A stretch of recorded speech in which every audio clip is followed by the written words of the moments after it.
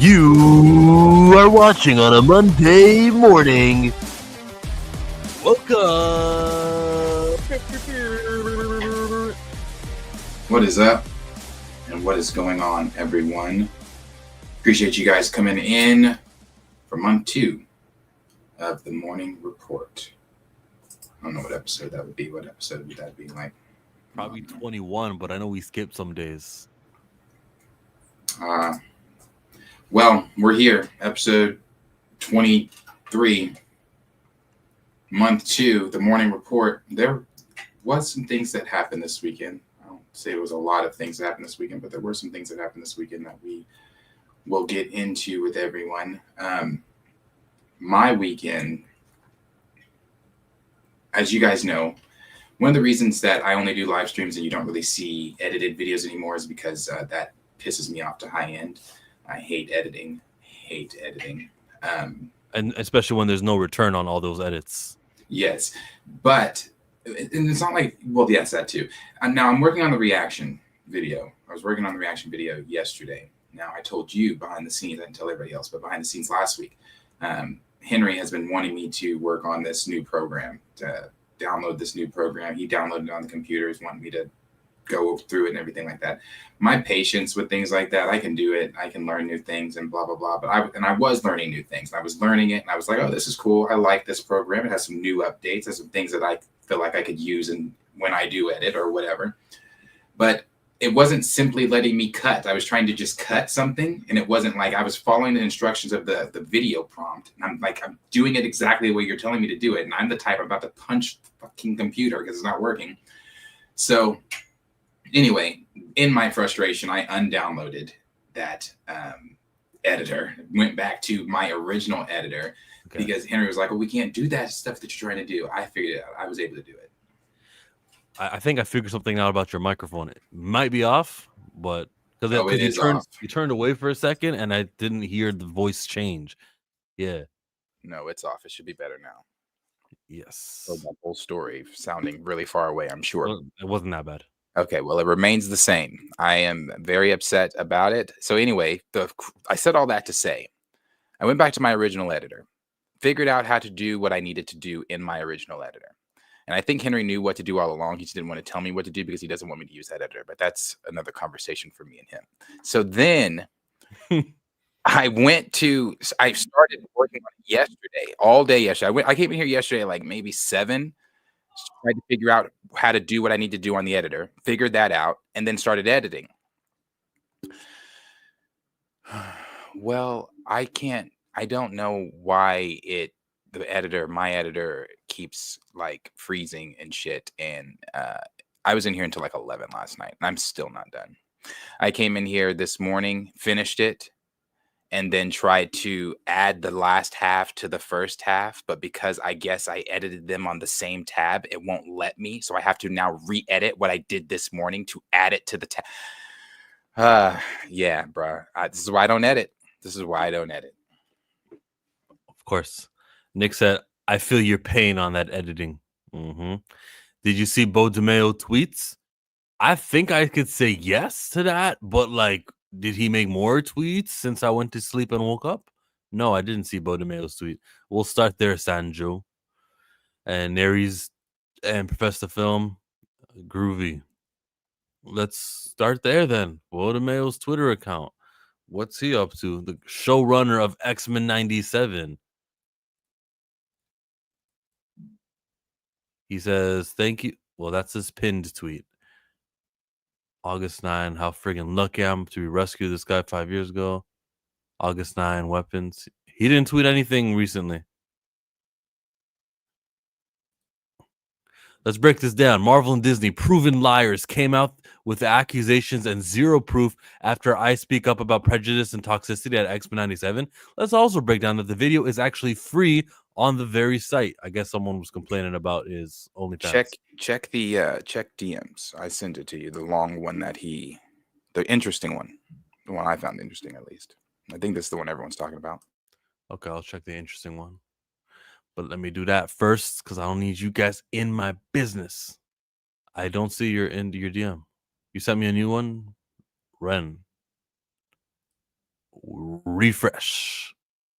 No, the last one's from 19 minutes ago. You mean you sent me one earlier?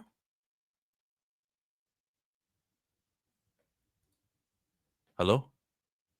You're muted. Are you talking about in the slew of topics links Yeah. that I sent you in the DMs? Yeah, it's in there. Oh, it's It's one of right them. under. It's in between Josh Brolin and I see. To those asking why I'm not so hard on Superman, the answer is I've never worked for Gunn or DC. Like Matt Shackman and the writers of Fantastic Four, I've sat in the creative meetings at Marvel Studios. They're horrible. You basically sit in a room with Kevin Feige and Louis Esposito, try to pitch your movie while you're also realizing that Kevin just wants you to dictate his rush thoughts. Victoria used to be in these, but Kevin and Lou had so mistreated her that in one of my Blade meetings, she just showed up with sugar cookies she'd bake to help improve morale. You're even told not to try to pitch ideas from the comics because Lou isn't a big comic guy and it'll turn him off. I was watching Dre Mack and he was like, what a fall, because Kevin was the guy on the X-Men who would bring comics and he would show Hugh Jackman, this is what the comics are supposed to do. And he was banning the comic books. And then here we are in Marvel present day. You sit and talk about the craft and story and characters, only to have Kevin and Lou say, yeah, well, all you need to do is make sure it's fun, and etc. etc. There's no spark, there's no vision. Marvel's a slaughterhouse factory where you watch fresh meat get spoiled as it slowly makes its way through the assembly gears of mediocre thinking and this weird hatred for their own product. This is why Rob Liefeld isn't just some bitter old man. I want to see a podcast between Rob Liefeld and Bo DeMeo. Talking about the comic book writers is met with open contempt. I had to fight to get the Lewolds involved on X-Men 97, and even then the dismissive news with which Dana Vasquez Eberhardt spoke about them, basically telling me the OG creators were meant to be seen and not heard to appease fans. I wanted to co-write an episode with them, and that was Dana's response. I even isn't that crazy though? That sounds like when like that's the Kente cloth Neil Nancy Pelosi. That's the I'm here. Yeah, it's got to be seen. It's gonna look like it, but will there be any structural action being taken? No. They're just gonna be here to be seen, not heard. I even remember wanting to talk to Chris Claremont about being shut down or wanting Joe and being shut down and wanting Joe Majuriro to do posters. Just I was scolded for being too friendly with fans or coming off too much as one. This was in a meeting where I was pitching that we could use Blade as a chance to pick up the dangling threads from Doctor Strange when it came to Wanda and the Darkhold. We could use Varney and the Darkhold cultists. One of my drafts opened with Deacon Frost tricking some British explorers to trek up to Mount Wondergore, where he does blood magic to reveal the vampire spell used by Varney and his followers during the days of Kull. It'd start trying some of these threads, tying some of these, I think he means tying. It'd start tying some of these threads together. I even had the same monsters from Doctor Strange show up to kill the explorers before Deacon reveals he's a vampire and kills them. Up until that point, he'd been covered against the cold and daylight. This was set before Doctor Strange 2, so a lot of stuff played ironically, while also having Frost give us more details about Chthon we only glimpsed in Doctor Strange 2. Basically, Darius, he was trying to do interconnectivity, and they said, nah, none of that. To Kevin's credit, he liked the idea as well as my pitch. That magic is to Blade what snakes are to Indiana Jones. He hates magic. But then Lou felt it was too comic book, while Mahershala bumped on there being magic in the film tonally. And then I watched as them and Nate Moore picked it apart, and we were off to a new draft. It's a broken machine, and so I can see where Matt and his team probably had great ideas, only for Marvel's arrogance to destroy them. And so when I said last week, or I flip flop. I go back and forth every week. I'll say one thing. I'll be like, well, I think I kind of stay pretty much consistent, but I'll say one week. I don't know where Marvel is. I know the cracks are always showing. The cracks have always been showing. The cracks have been showing. We're far past the cracks showing. But when I say things like I said last week about Spider-Man and Avengers could Spider-Man do that? Or even the newest report coming from Luis Fernando, the guy, the box office guy on Twitter, talking about Supergirl might or as currently set to, I don't know how they're tracking that currently, but currently set to outgross Spider-Man. Marvel is in What? yeah, that's what I said. I laughed at I found that hilarious. I was like, I don't know how the fuck you're tracking that, but let's Like just Miles hypothetically, Morales Spider-Man? it'd have to be. They're talking brand new day though. They're saying brand new day. Anyway, that's not going to happen. But let's pause for a minute and think. I don't see that in this reality or the next, but for an Avengers film or for these other films, they are saying that they are comfortable with where Fantastic Four landed, and they're now currently talking about sequels for Fantastic Four. Bob Iger said what he said last week about this is a good group, and we're confident that once the audiences see them in Avengers, that they'll be even more hyped to see them in their own solo film next. And again, different era. I think what Marvel and Disney and Iger and them all seem to still think is that they are still living in this in-game era. And I know, and obviously they're not naive enough to really believe that, but I think that they think that as far as audiences go. Hey, once the audience sees them in Endgame or I'm sorry, the next Avengers films, and they'll be off to the races. Buddy, no one's showing up to the films though to see that. And I'm not saying people aren't going to show up to Avengers. I really don't know. I can't call it. I really can't. 1 minute I'm saying, oh, it's an Avengers title. That's going to bring people. Then the next minute I'm looking at Fantastic Four having another 60% drop. Then you got what you had in Thunderbolts. You got what you had in Captain America. You've got what you got in all these Disney Plus shows. And yes, you can say, well, Darius, that's not the Avengers. But again, Superman didn't even. So we're in a weird place with audiences. We're in a weird place with moviegoers. And you can't even really say Josh tried to justify and say, well, it's inflation. People just aren't going to the movies. Bullshit. Look at Weapons. Look at Lilo and Stitch. People are going to the movies for what people want to go to the movies for. People aren't going to the movies for superhero films. Weapons didn't. What do you mean look at Weapons? I'm saying look at what Weapons did as a return to its budget. People are talking about Weapons have been talking about Weapons all weekend long. The box office after its first weekend is going to come out. I'm sure it's probably out. And then you've got the word million, of I think. Then you've got the word of you got the word of mouth of what it's probably going to do this coming week. But for a horror film for WB, it's in there. They're saying it's going to track up there with Sinners and whatever else. And was that not good for WB? Was that not good for Ryan Coogler? Everybody was praising Sinners, although I didn't think Sinners was all that great. Everybody was praising Sinners, and you're doing that same reception from Weapons. So it may not be grossing in the billions up there with Avengers and 500 millions with Superman, but people are going to see the film. People are talking about the film. We are not in the same place like that with I'm not going to say like that, but we're not in the same place with superhero films. People aren't. So I don't know. It's kind of what you advertise, though. If you think about the trailers that we've been having, the trailers suck for these superhero films. I never got the woo. Like, imagine if the trailer for Fantastic Four showed the scene where she's surfing in the lava and she's trying to get the baby during its birth. If you dedicate some serious time to the trailer to that, everyone can relate to that. Everyone understands. Everyone from a family. Everyone came out of a mom. It's relatable. You get it, and you can have the superhero effects and everything. And we don't need to. I know it may be spoilery that. Oh my God, there's an intergalactic chase scene. I get it. That's a spoiler. Sell your effing movie. If we look at the Thunderbolts trailer, so we're all a bunch of guys who kick and punch. No one flies. That was in the trailer. Are you trying to attract people to come to your movie or not? But look at Wakanda Forever's trailer. It was sad. It was using your emotions off of Chad Boseman. It was evil and diabolical. It was a good trailer, and they made 800 million with that. What they're selling sucks. That department needs to be rethought.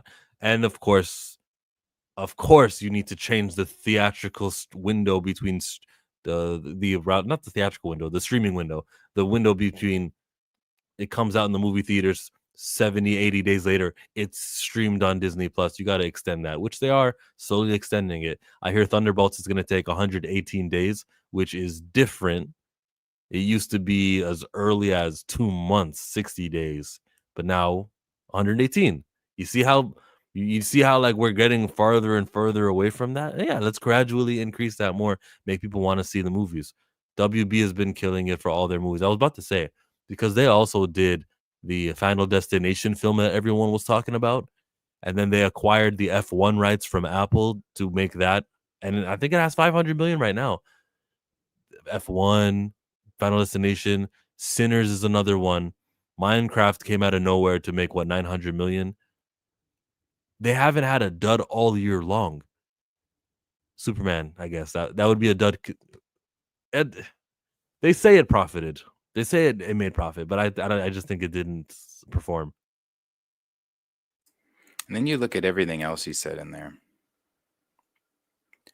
and it just piles on to the list of things of what is wrong with Marvel Studios. And people keep saying, "Oh, there's light at the end of the tunnel. Just wait till we get here. Wait till we get there." I don't know. And unless this culture has changed, unless what Bo is saying has changed within meetings obviously it hasn't, because the same heads are still there, obviously with the same mindsets from what we're seeing with projects, then I don't see the reboot or soft reboot or whatever being too much of a difference other than what we've been saying it's going to be. Here, well, I won't say we. I've said this, and I'll eat my words if I'm wrong. I believe the other soft reboot is nothing more than we didn't have the Fantastic Four, we didn't Yeah. have the X-Men, we didn't have some of these characters in the original timeline to play with. Now we've got them. Here's your soft reboot. I don't think it's going to be what some people are thinking, like, oh, this whole franchise is getting redone, or this is getting redone, or I don't think so. I don't think that that's their mindset. And clearly, from what Bo was saying, that's not their mindset. They don't like comic book ideas. And I hate to even take it here, but that's the audience we have. When you're talking recast T'Challa, I think this can answer some of your questions about recasting T'Challa as well. They're stubborn. They're not. I've said it, bro. Why would I spend as much time in marketing and feelings and talking and podcast and everything that we did for Wakanda Forever for us to say, fuck it in the third one? That it just never made sense to me. It doesn't make sense. It's not the road they're going to go down. It's all right here. I mean, it's all been in plain sight. But the more Bo talks, I mean, he's someone that worked for the company. You know, when we say this stuff, it's speculatory. We're coming from outside looking in. He's on the inside. He's been on the inside. He's literally telling us what has been going on. They picked apart a good Blade story that was going to interconnect with everything, and Louis Esposito didn't like it because it was too comic booky. How many times have we heard that? So if Nate Moore was literally just parroting what he had heard from the top. Oh no, we don't like comic books. That's a red flag for us over at Marvel Studios. And again, like Dre said, that's crazy. Kevin Feige coming from the X-Men Fox studio, sneaking Hugh Jackman comic books because Singer didn't want him on set. And look how the tables have turned. You went from being that guy, sneaking the comic books on, to now the guy saying, oh, no, it's a red flag for us.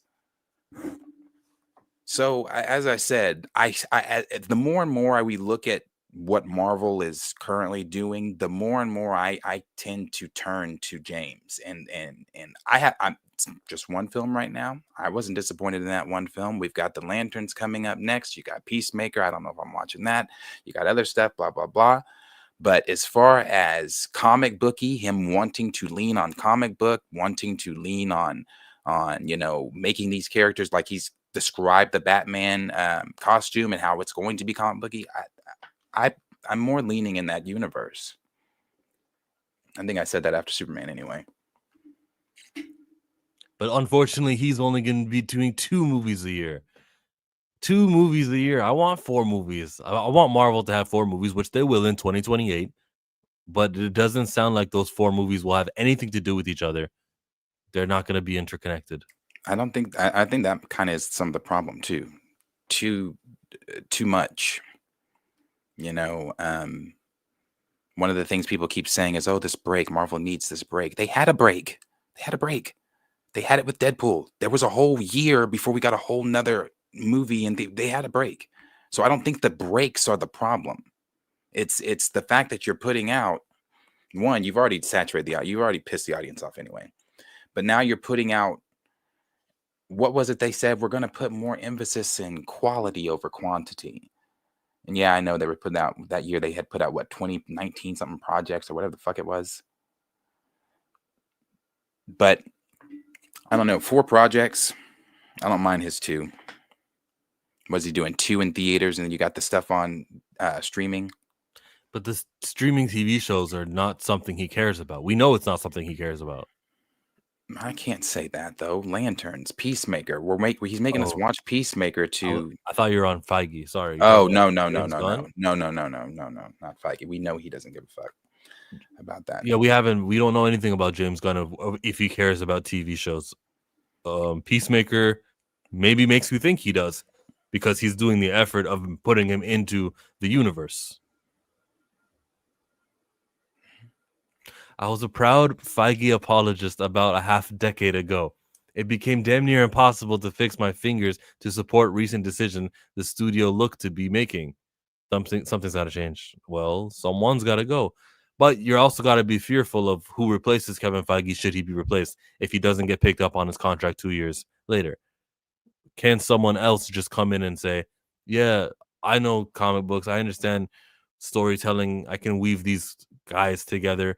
Some guy might come in and think, "Where's Squirrel Girl? Where is?"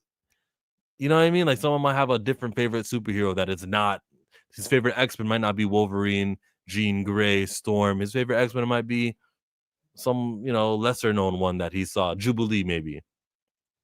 And that could be the star of the movie, It'll work well in China. It'll sell well, yeah.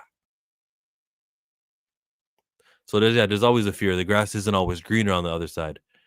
But the opposite is like, okay, Kevin Feige's got to change. And I don't think from what I'm seeing with Bo DeMayo and these moments of insight, it's not going to change. You think he's gonna sign? You think he's gonna do something like they did a Gina Carano problem? Next, they gotta make so Bo DeMayo isn't on the outside yelling. You think they need to shut him up and they'll actually offer him something? Here, sign the NDA. You'll get what you want. Oh, you want to work on season 2, Bo? Yeah, come back. You're back for season 2. You think they'll do that? I mean, they did it with Gina. They might. Obviously, Bo knows secrets, and they might have things they really don't want out. But at the end of the day, if I'm Bo, I mean, I can't say what I would do if there was X amount of zeros presented to me on a check. Well, I can tell you what I do. Yeah, I'd take it. Especially, yeah, I'd take it. But at the same time, I say I'd take it, but I also really enjoy being right and proving people wrong. So I might say fuck it and take it to court.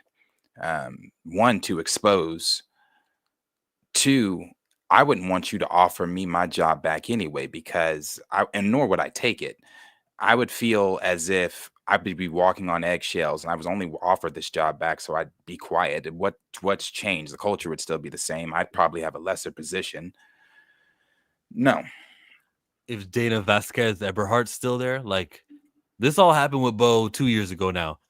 Dana was hired and she was working there. Maybe her contract expired. They don't pick up Dana, and they just said, Dana, we're gonna go other directions because of the stink he's putting. He didn't used to say names. Now Bo is saying names, and this person, Dana Vasquez Eberhardt, has a grudge with him. And I think that her time. I'm not for firing people, right? I'm only hearing Bo's side of the story. She may be an awesome person, possibly. I don't believe it. I believe Bo more than that other side. But I just don't want to get somebody fired and lose their ability to support their families over a workplace grudge. But if she's a crap person, also, yeah, get rid of her. Bo, come back. Dana's not there anymore. Here, show run season 2 and season 3. And if we're successful, you get to do season 4. Clearly, fans like what you got. We didn't know that until it came out. no more, reports from Hollywood Reporter, no egregious findings, just work. No relationships at work, right, Bo? Or whatever it was that got him. I don't know. Whatever it was that made him leave. Okay. Handshake. And then he does the tweet that Gina Carano just did, so he got everything he wanted. He's not blackballed from Hollywood. He's working with a major studio. The stink is off of him in 3 years when he's done season 3 and season 4, and then he gets to work for Netflix and everyone else who will be willing to use him. I can see I agree to the NDA deal working out because of what Gina Carano just got, which is her job back and everything that she agreed to, right? That's the crazy thing. It's just that it worked. You can beat Disney, and they're offering these settlements. So, yeah, it's a different world. I still would like to see things be exposed. I still would want things to go to court. I still would want the machine that is Disney to do their slander campaign. We go to court and we get a guilty verdict on Disney.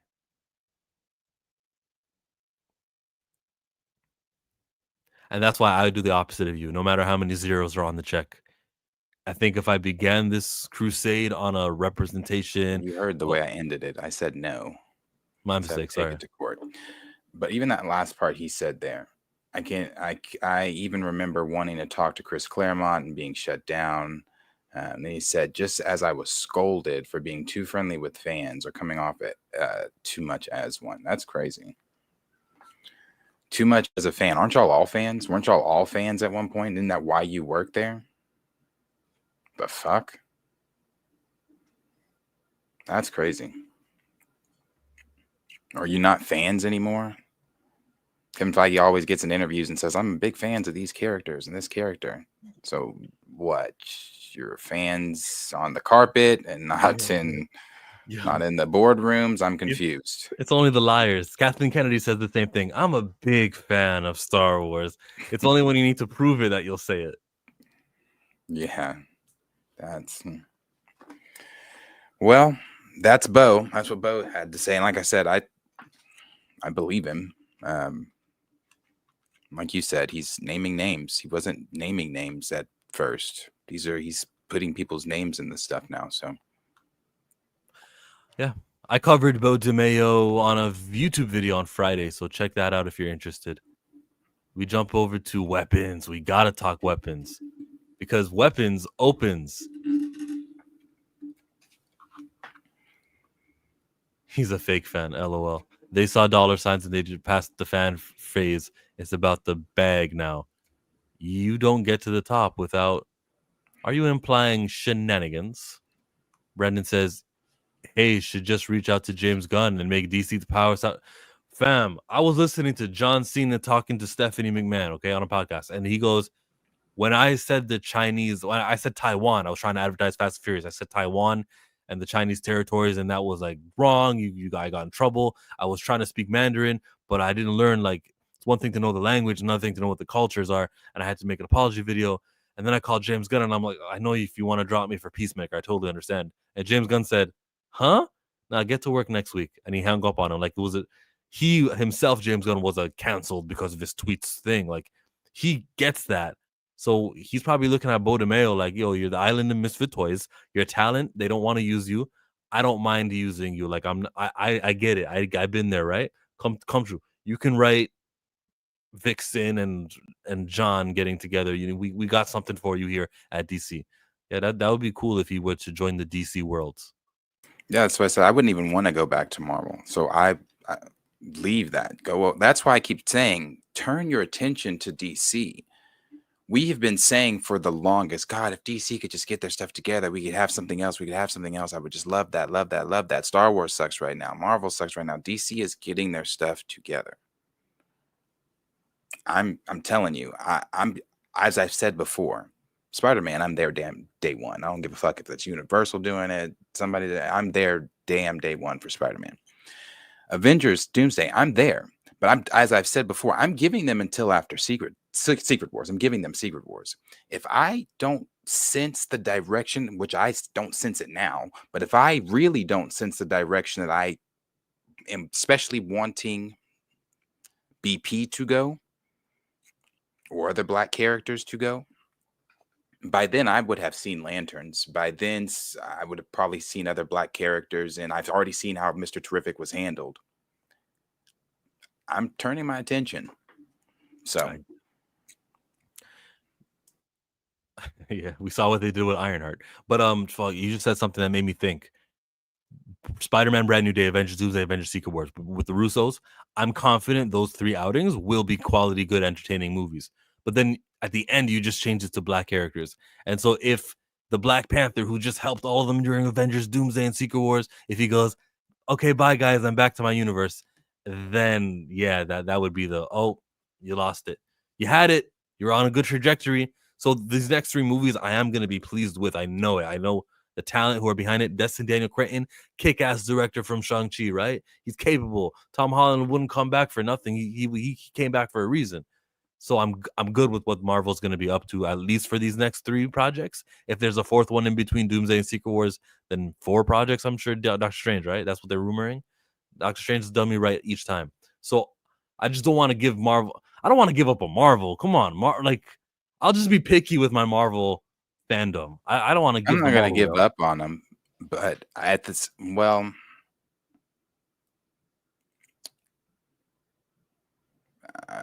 I can't say that I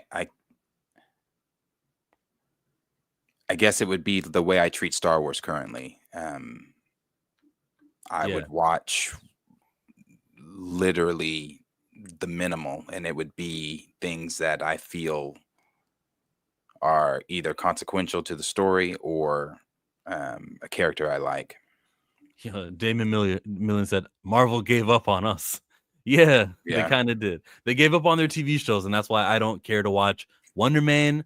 Vision Quest doesn't entice me, and we don't know what's coming next. They actually haven't announced a new TV show in a very long time. A lot of these ones that we're getting now, they've been filmed from a prior era, but they've just been stretching the releases. So it feels like we're getting new stuff, but we haven't really.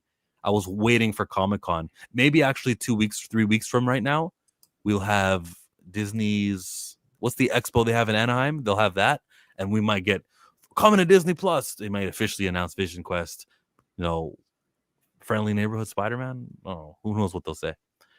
All right, back to weapons. This was a movie that came out this weekend, opened to 70 million at the global box office, and the production budget was 38 million. So did it make its money, and is it successful, and is it going to be fine? Absolutely yes. The next thing, wrong, but I got the wrong thing up. Sorry. I'm trying to go to this here. It was an A- cinema score. And that means that coming out of the movie theaters, you guys know how this works. Like they ask you, how did you feel about it? A- is pretty good. This is got good trajectory now. It's a loved movie. People like Darius saw it. Darius, it's been 5 days. You can talk about it, right? You can spoil a little. Good. What was the good twist at the ending that you guys said that there was? What's the twist? The unexpected twist. More so just that the thing with the little girl. Well, I don't know. I'd have to really explain the film. As we know, the kids go missing. That's not the whole. I mean, that's the I guess the plot of it. But they are hiding something in the trailers. It's witchcraft, and there's a kid in the class. His aunt is dying, and she's the one that is the witch and performing the witchcraft. And she's got his parents under it, and then she takes the whole class, his whole class, because she needs. I don't. It's never really explained if it's like the youth or their life cycle or something that she needs. She thought she could get it from his parents, but she couldn't, which is her niece, great niece. But she couldn't, so she needed the kids and the teachers. Julia Gardner, Silver Surfer, her class is the class that goes missing, and people in the class or in the town blame her, calling her a witch. Like, where's our kids? Blah blah blah. Brolin's character is one of the other kids in the class. His parents, his kid went missing, so he was one of the ones with the ring camera on his house that was able to watch the 7 seconds of him leaving the front door into the night, doing the pose there. And then he started asking other parents that had ring lights, could he watch that footage that they had? Because he was trying to map out exactly where they were going. And they were all running in the same direction, which was obviously to the one little boy's house that didn't get Infected. wasn't under the witch's spell, because obviously that's her, what would that be, great great nephew, whatever.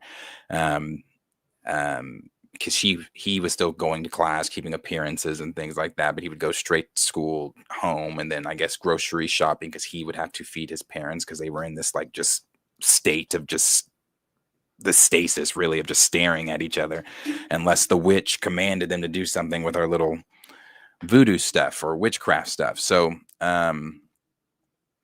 yeah, I mean, the twist at the end is that, I mean, there's a lot of different twists. One of the things that I really like about it is the different angles you go through. You see it from Julia Gardner's perspective, then you go back basically to the beginning of the film, and you see it from Josh Brolin's perspective. Then you see it from the one of the best characters that I thought was in the film. What was his name? The actor's name is Austin Abrams. He played the homeless character, the homeless guy in the James. He played James in the film, and his perspective of the whole thing, him seeing the kids, him like how he intertwined and everything, was very interesting. I liked his perspective probably the most. But the kids rip apart the witch at the end. Rip apart a yeah, witch at the end. they like rip her apart, like they're eating her, like they like take their fingers in her eyes. I'm like, and it's because like they're still under the whole witchcraft spell, but her great nephew, like, I don't know if it runs in the family. He's talking about he wants to do a second one. So I don't know if and when he said he wanted to do a second one, me and another friend were theorizing, like, okay, so if he wants to do a second one, does it run in the family? Because we see at the end the nephew do what she normally does with a little blood and then wrapping it with a hair or something. You have to have some type of memento of something of sorts. And then he's using that. So then he did the same thing that she did. So I'm assuming maybe it's in the blood. It runs in the family. I don't know.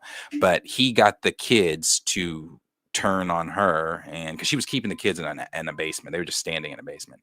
So the kids to turn on her, and then they ripped her apart. And then at the end, the little kid that was narrating the whole film says, the little boy, I forget his name too, little boy had to go live with his aunts and uncles, or aunt and uncle or something, in a different state. The other kids, it had been, I guess, 5 years. And he said the first one had just started talking this year and saying some words. I guess, the witchcraft spell that she had on them has left them in Unless they need a sequel. Yeah, unless they need a sequel. That But witchcraft. the sequel may not even involve them. I was thinking the sequel may involve, I mean, you could go back to the town and be like, oh, do you remember what happened all those years ago when we were kids? Kind of like a whole welcome, it type of deal. But or you could, if it runs in the family because she's dead, maybe it's the nephew now, or the great nephew, and maybe wherever he's living in this new state with these aunt and uncle. He'll open up a book, recite the words like Winter Soldier, and then it starts all over again. There's the cycle. Luis Fernando. Should I read all this? Yeah, you can. Biggest 3-day opening weekend for a horror post-COVID, except for Nope and Sinners. So it's got 40, how much million? $43.5 million. Third biggest debut for any horror in 2025, only under Sinners and Final Destination Bloodlines. Consolidating WB as the absolute kings of horror. I'll bring the details at Weekend Breakdown when the actuals come later. I follow this guy now, Luis Fernando. I was watching... I see his tweets all the time, and I'm like, why don't I follow? Same with Discussing Film. I see their tweets all the time, then I'm like, okay, I'm following you guys. It's crazy. Well, it's better than both of those. Better than Bloodlines and Sinners. I hope it gets what it should get. Again, not a horror film to me, but very, very good, intense, suspenseful. Your mileage may vary on the horror, but I loved it a lot. I did really like it. The guy who created it, is he like a bright future? Like, what's he got going for himself? Well, with things like that, you keep doing original things like Weapon, sure, but he's also talking about. Did I save that? I did. I think it's up here at the top. I put it in the DM so you can see it. It's the Joker thing he's wanting to do. Now, he needs to stay away from shit like this. This Zach Kreckler's no. That's the James, the homeless guy from the film. Probably my favorite character from the film. But he was talking about doing something with DC, and I guess he's already pitched this. I don't know, DC movie is titled Henchman. Henchman would be centered on a low-level henchman in Gotham, so Joker's henchman in Gotham crime world, who gains notoriety after managing to intercept Batman through a stroke of luck. The Dark Knight could appear briefly in the movie, while Harley Quinn and Joker are in the project as well. Kreegler has not yet pitched it to DC Studios, though the company is said to be aware of his interest. Well, I'm sure that ear of awareness just got closer to Zach Kreger. That's good. A creative who could succeed with weapons. He is enthusiastic enough to be pitching this to you. I want to see it. I don't. I would love to see him come over and do things, but you want to. I don't want to. I don't know why people are so obsessed with telling superhero stories without the superhero. Why do I care about it? It won't have superhero stuff in it. He said Batman could appear briefly in a henchman story. We're not even talking. It's not even the Joker. It's the Joker's henchman. I'm not. Yeah, you know what? Tell me how it is. I wouldn't go. You're I wouldn't right. pay to see a henchman story. You're right, because we're already getting Clayface. We're already doing stuff where we're, getting away from the main big stars. So yeah, there's enough of that. Yeah, I'm good. I'm good. As I've said, and anytime, just so everybody knows, anytime that we are presented with things that don't involve the hero, I'm good because I've been doing that dance. I'm not continuing it. No. Yeah, don't give me a reason to be able to skip some of your projects, like a henchman project. I'm there for Peacemaker. I'll check it out, season 2, and I'm going to see Lanterns. Don't give me some henchman stuff if you can avoid giving me henchman stuff. Yeah, I'm good. I'm good. And another era, I would have been all for this. I'd be like, oh yeah, that sounds cool. That sounds dope. But when you say things like Batman could appear briefly, oh, you mean the guy in the universe, the only reason that you're able to do this, that created all of this, he's only going to appear briefly? I'll check it out on streaming. And even then, probably not.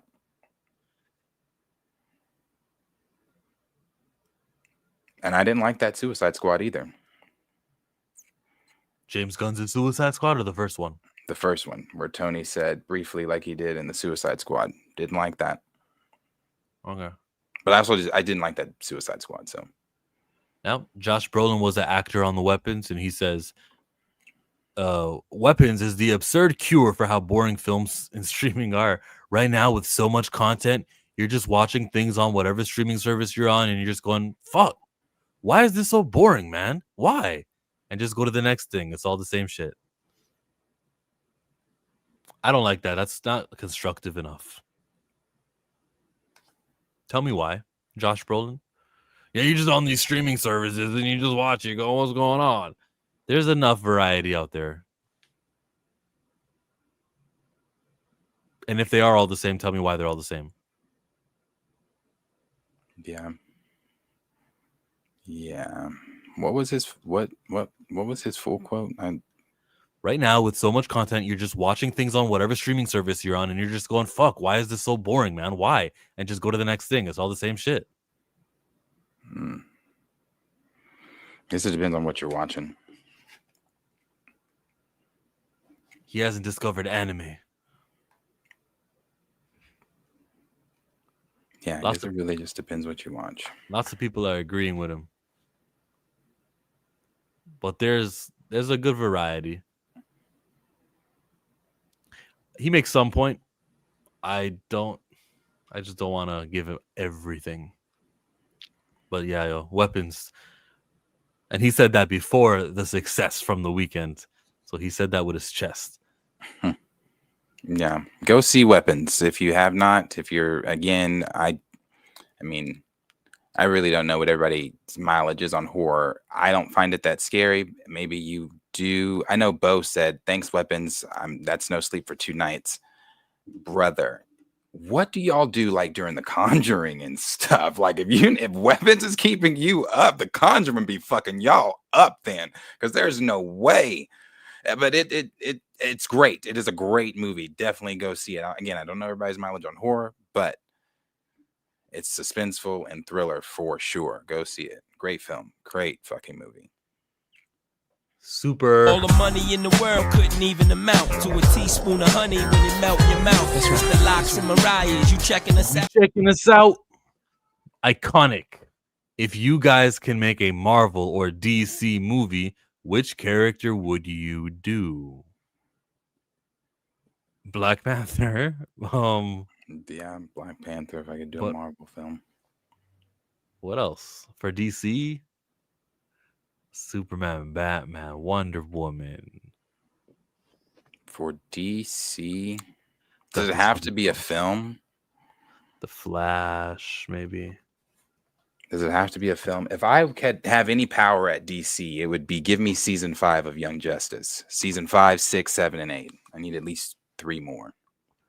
Yeah, that sounds right. Young Justice would be cool. Batman. My answer is Black Panther with Marvel. And I movie wise, I mean, I just want, there are certain things I want at DC right now, but Young Justice is one of them. And I know that that's not happening. Young Justice season 5. The Static Shock season. Something is happening at all. I would love it, but and they left us on such a big cliffhanger on that fucking season 4. Season 4 wasn't the strongest season, but it was still it wasn't bad. It wasn't bad. I like Blue Beetle season was the strongest season. Oh, that season 3. Well, I think that's season 3. I think so too. Season 3 is great. I mean, that's all great. I love all of Young Justice. I mean, that is the way you do a interconnected, like, just universe, because from season to season, obviously they've grown, and you've got Dick that's now Nightwing, and then you've brought in Jason, but it's like, while that's going on, we still don't miss a beat. Like, we can go spend time with them, and then it could be some weeks or months later and with Zatanna, and it's just like it all flows so perfect.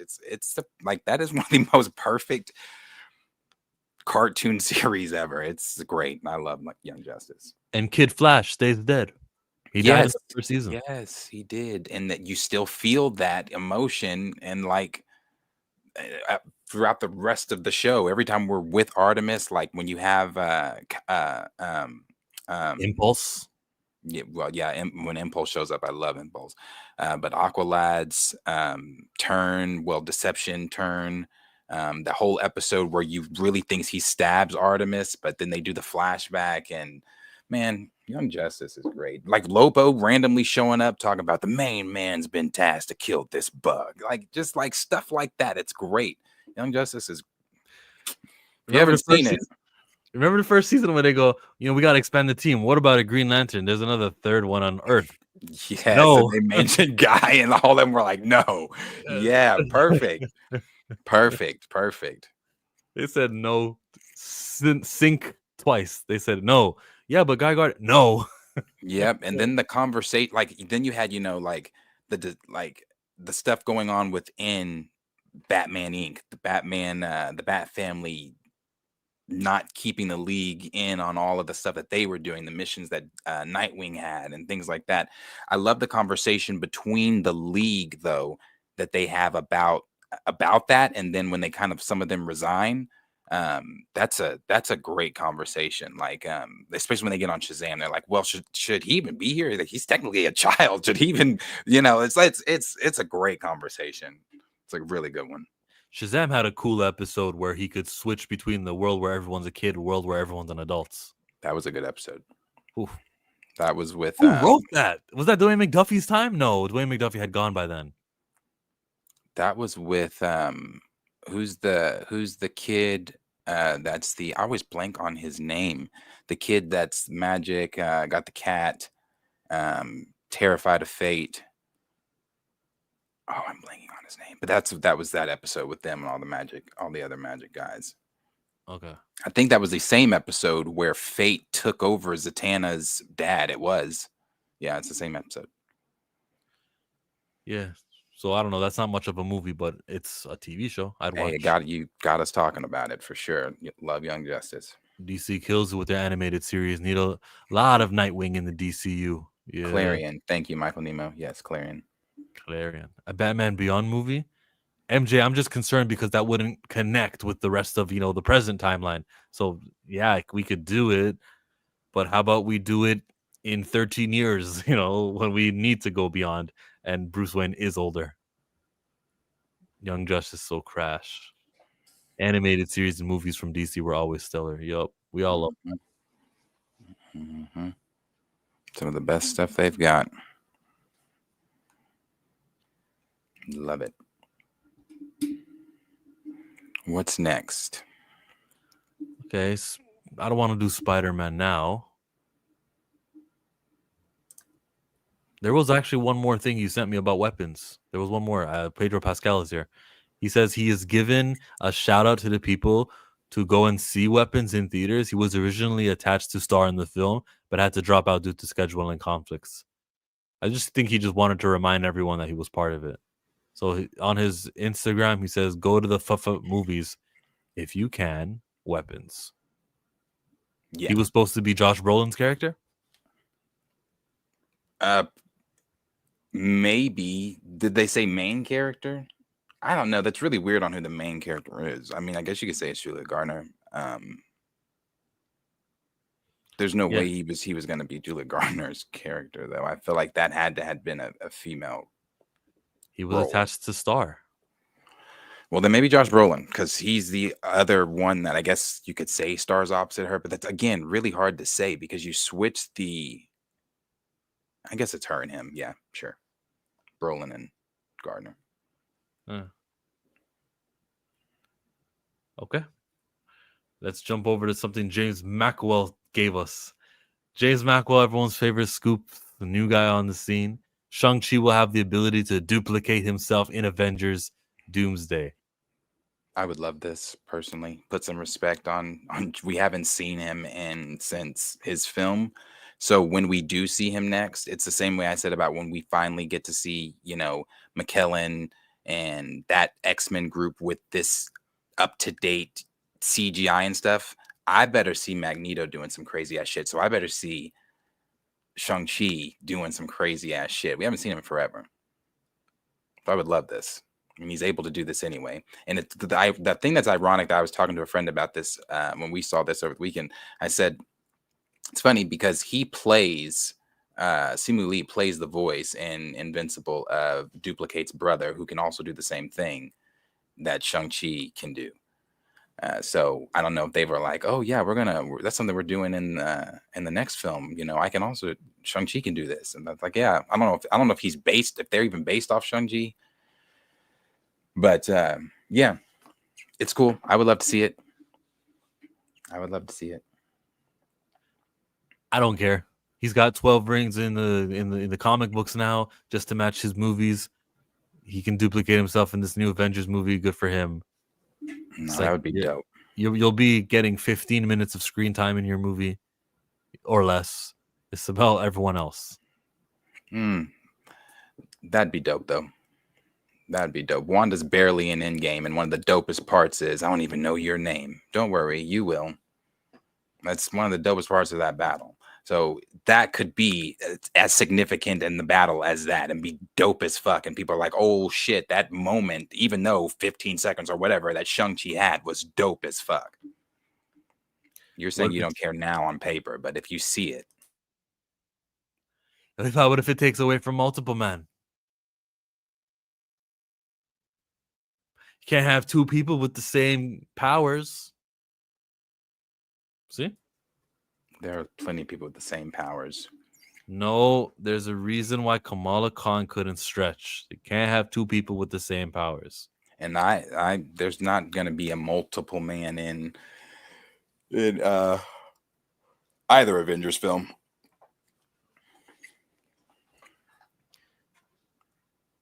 Where?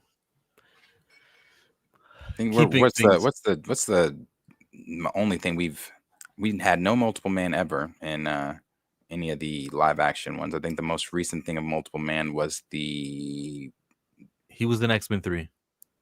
He was in X3.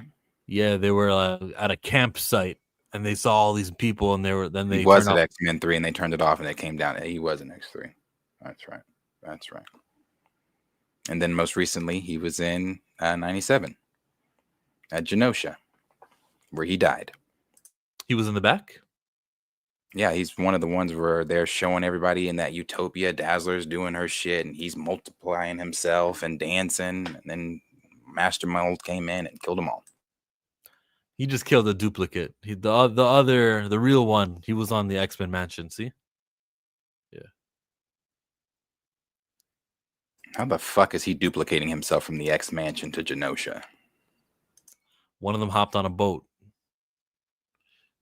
I think the original has to be somewhat close. So you just fade if you get too far away from the original? I don't know how that works, but I know the original would have to be somewhat close. I don't think he can be like, duplicate himself and like, go take care of some shit. That's what I would do. Are you kidding me? Maybe he can, though. I don't know. That's what Naruto does. That's the Hokage. Just MCU Film says, Chris Evans' code name on the set of Avengers Doomsday was reportedly Luke Cage. So we were so wrong. So wrong. Everybody was like, during that report, everybody was like, oh, Luke Cage is going to be in the film because there are reports on the Doomsday set of them building Luke Cage's house. But his name, I guess, was Luke Cage's house, or Luke Cage, and I guess the house part is something to do with Captain America. So like every time things were written down on a script or on a direction or something like that, it would say Luke Cage. So the people working on production who have loose lips would go, hey, Scooper, this is Luke Cage. And now Marvel can go, we know who saw the words Luke Cage because there was only about 10 people on set, so we kind of have a target on you 10 people. Now or less, maybe it was only one guy who knew the Luke Cage thing. You know who to get out. Yes, weed them out in the beginning of this movie process, and they're still filming. Get all of the spoiler people out. I love knowing, and I'm like invested in these things. So of course, when a scoop comes, I may be interested a little bit, but I also want to enjoy the movie more than I want to know what's going on. So yeah, weed them out, get rid of them, and then keep the same crew who can keep their mouths shut for their next film and the next film. Yeah. They already said they were going to start doing the fake scoops and things anyway, but the Luke Cage thing, it's interesting. Let you know it kind of is real. You got to hire people who just aren't fans. Go find some dude who just immigrated, doesn't barely speak the language, doesn't care about this actor and that actor. You just get this guy here. You can work on the set. That's the type of people you look for.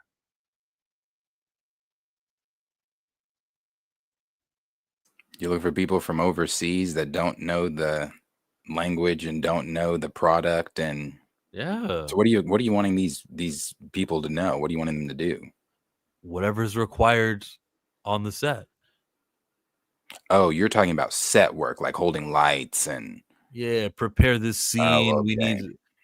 We need this and that. Hey, we need a hand who can just hop around from place to place, hand this note over. Like people like that need to be there, not people with loose lips. I don't think it's the executives. I don't think any director, supervising executive, blah, blah, blah, blah, the first like page when those credits start rolling, no one on that is the rat. It's the ones down the line, like minute 4 of the credits. All those names, those are the people who got loose lips. Speaking of Luke, am I the only one surprised that though we would for sure get a Misty Knight show? I don't know who you think Misty Knight is. Like, she's show worthy? Are you surprised there's no Misty Knight show? Me? No. Yeah. No. Photon, not Misty Knight. Or you get people to sign the contract, or they do sign NDAs. You get people to sign the contract, or they can't report, and if they do, they get sued if they get caught. I think they sign. Why wouldn't that be already a procedure? Yes, she's show worthy. Okay, Junior Network. My top 5 Marvel. Okay, give me. Okay, let me ask this a better way. Misty Knight is in the top what of superheroes that Marvel has? Like, so you can say she's a top 20 character, or you can say she's a top 30 character. So answer that question, Junior. Misty Knight is a top what character in Marvel? And then you'll get your answer. A Daughters of the Dragon show could work. No love for Misty Knight. I'm shocked. I like Misty. I mean, when I think of this stuff like, you know, I know I sound like a broken record when I say it, but different era. I think of this stuff the way we are now, where we are now. You do a Misty Knight show now, I don't think that outside of, I guess you could say, the black folks that might watch it, maybe you got some, I don't know. But sure, back in 2020, 2019, you drop a Misty Knight show. Yeah, sure. People would have watched that. Chill, she was already on screen. Doesn't matter her ranking. Disagree. So Luke Cage is in Doomsday? No. What actually happens to Luke Cage for real? We don't know. But they used the fake name for Chris Evans. He was playing the character Luke Cage, according to everything on paper. Misty Knight is an original character. Not sure why you're not hyping her more. I think you guys are hearing things. So NY said Misty Knight is awesome, but I understand Darius. I think he's getting the point. I'm not saying Misty Knight isn't awesome. I mean, she's on my shelf here with my black group of characters. I love Misty. I mean, I like her a lot. I'm saying different era. I guess my question is, do you, if Marvel was to say, hey, Misty Knight show coming to you in 2027, 2028, do you think that in Marvel's, or you don't even have to take it that far, because we don't even know where Marvel's going to be then. They could be back at the top by then. Let's say they drop Misty Knight tomorrow. Nothing they drop tomorrow will make me go, oh, a Disney Plus Marvel show. No, nothing. Just their attitude towards it. Junior says, you didn't even answer the question, see? She doesn't have to be a top character. If you want black representation, there you go. Thank you for not answering the question, though. So, to answer your misdirect, though, there's so many better black candidates before Misty Knight. And since the spots are so finite, you got to, like, the resources that go to black characters are so few, we shouldn't be at all wasting it for someone who's not in the top 10 black characters. Like, someone who's outside of that shouldn't be. It's a fool's game. But you didn't answer the question. I asked you, is Misty Knight a top 20 character, a top 30? I actually want an answer, Junior Network. Please answer that. Fill in the blank. Misty Knight is a top number character. What's that number? If they did a Misty Knight show, the usual suspects, we don't. You're giving airtime to the usual suspects. We don't do that. So we might see Chris Evans, Captain America, and Captain Hydra, like rumor said. He might be playing Human Torch. He might be playing regular Steve Rogers. He might be displaced in time. He could be dancing with his little girl Peggy, and then someone knocks on the door, and he goes, "What is it?" "Damn, I just got back." "Yeah, well, sorry, we need you, Cap. Just in the future, when you give me the shield, you just can't mention that I came to your door, knocking on the door, and asking you to do this mission. All right, I can do this all day." That's what Cap will be up to. Him and Sam Wilson rekindling their love for each other. Wasn't the purpose of you didn't answer the question. You got to answer the question when you're asked the question. It's actually annoying when I ask you for a number and you don't give it to me. Wasn't the purpose of the series to highlight characters who aren't featured on the big screen, adaptations, and who deserve their own stories? You are avoiding the question, so I will avoid your answers unless you answer the question. Yeah, we need a Photon show. Photon is a much better candidate than Misty Knight or Ironheart. Name those black candidates. Photon, Blade, the Black Panther, even Shuri. There's 4 right there. Storm when they get to that. A couple other X-Men like Bishop and Sync, I would say, are more higher profile than Misty Knight, but really more potential. There's like 7 right there that I would do before Misty Knight. Yeah. How about Daughters of the Dragon, which I believe they were setting up in Luke Cage season 2. Brother Voodoo's a good one. Thank you, NYC. Brother Voodoo's a kind of like a standalone, has his own kind of mythos, has his own thing. LOL, I'm not sure what ranking would be sufficient. You didn't answer the question again, so that puts an end to that. Where do you want to go next? Star Wars? You want to go to the Harry Potter universe? He said she's not in the top tier. But that's not a number. You feel me? Because the top tier to you could mean only the top 5. The top tier to me could be the top 30. So like until you give the number, you're just avoiding. You know what I want more than anything? A Blue Marvel, a good Blue Marvel figure with his comic accurate. I mean, he's comic accurate, the one they gave, but it's the vest. I hate that. I hate when he switched to that. I do not like that costume. I like the old school costume, the one from the 60s. Do you have a chance to buy the old one, or do you can only buy the new one? They haven't made one. I don't, and I highly doubt, because I was very shocked when Hasbro even did Blue Marvel. I was like, holy shit.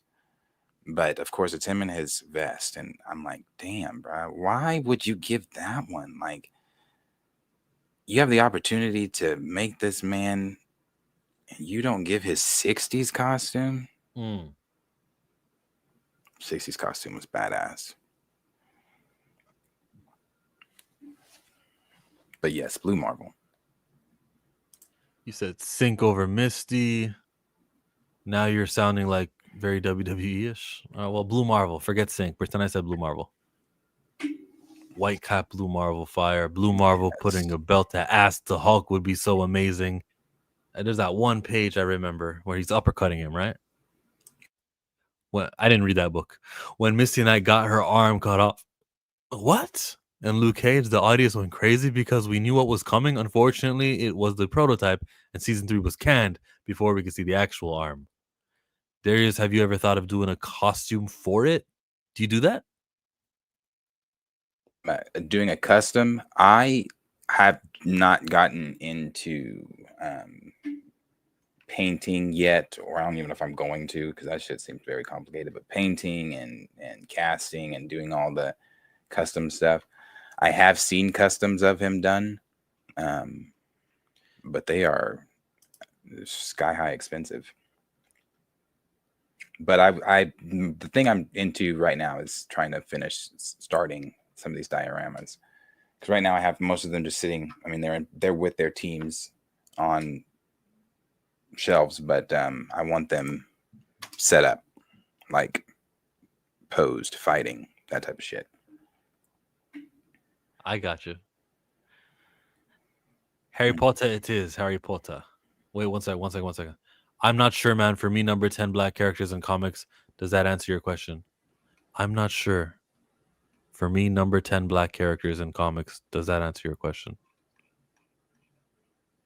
Damn, I was like being very specific, and I was saying you have to say Misty Knight is a top character in Marvel. So you gave me a number, but then you're like saying she's a top 10 black character. I want overall characters, right? So we're trying to justify giving her a TV show.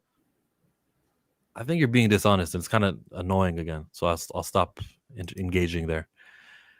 Harry Potter. Warner Brothers CEO David Zaslav says the Harry Potter TV series will run for 10 years. I'm a book reader. There are 7 of them. There are The Philosopher's Stone, The Chamber of Secrets, Prisoner of Azkaban, Goblet of Fire, the Order of Phoenix, The Half-Blood Prince, Deathly Hallows. That's 7 books right there. So if it goes for 10 years, I guess take a little bit longer for the CGI in between some, but I want them yearly. But fine, I can stretch it 10 years to do everything. You'll get all 7 movies, seven adaptations, 7 seasons. I imagine every season will be a book.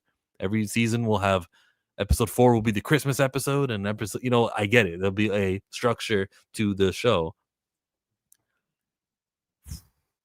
I'm all for it, bro. Yeah, 10 years.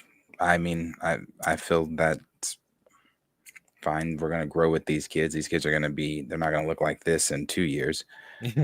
So yeah, I mean, I'm excited for the show. I'm still ready to see what exactly the show is going to look like.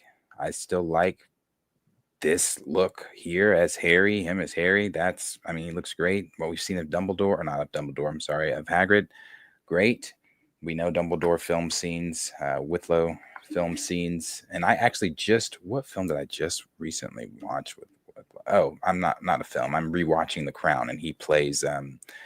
He is Winston Duke, or Winston Duke, Winston Duke, Winston Churchill. He is Winston Churchill in The Crown, and he is fucking brilliant as Winston Churchill. He's so damn good. So I can't wait to see him as Dumbledore.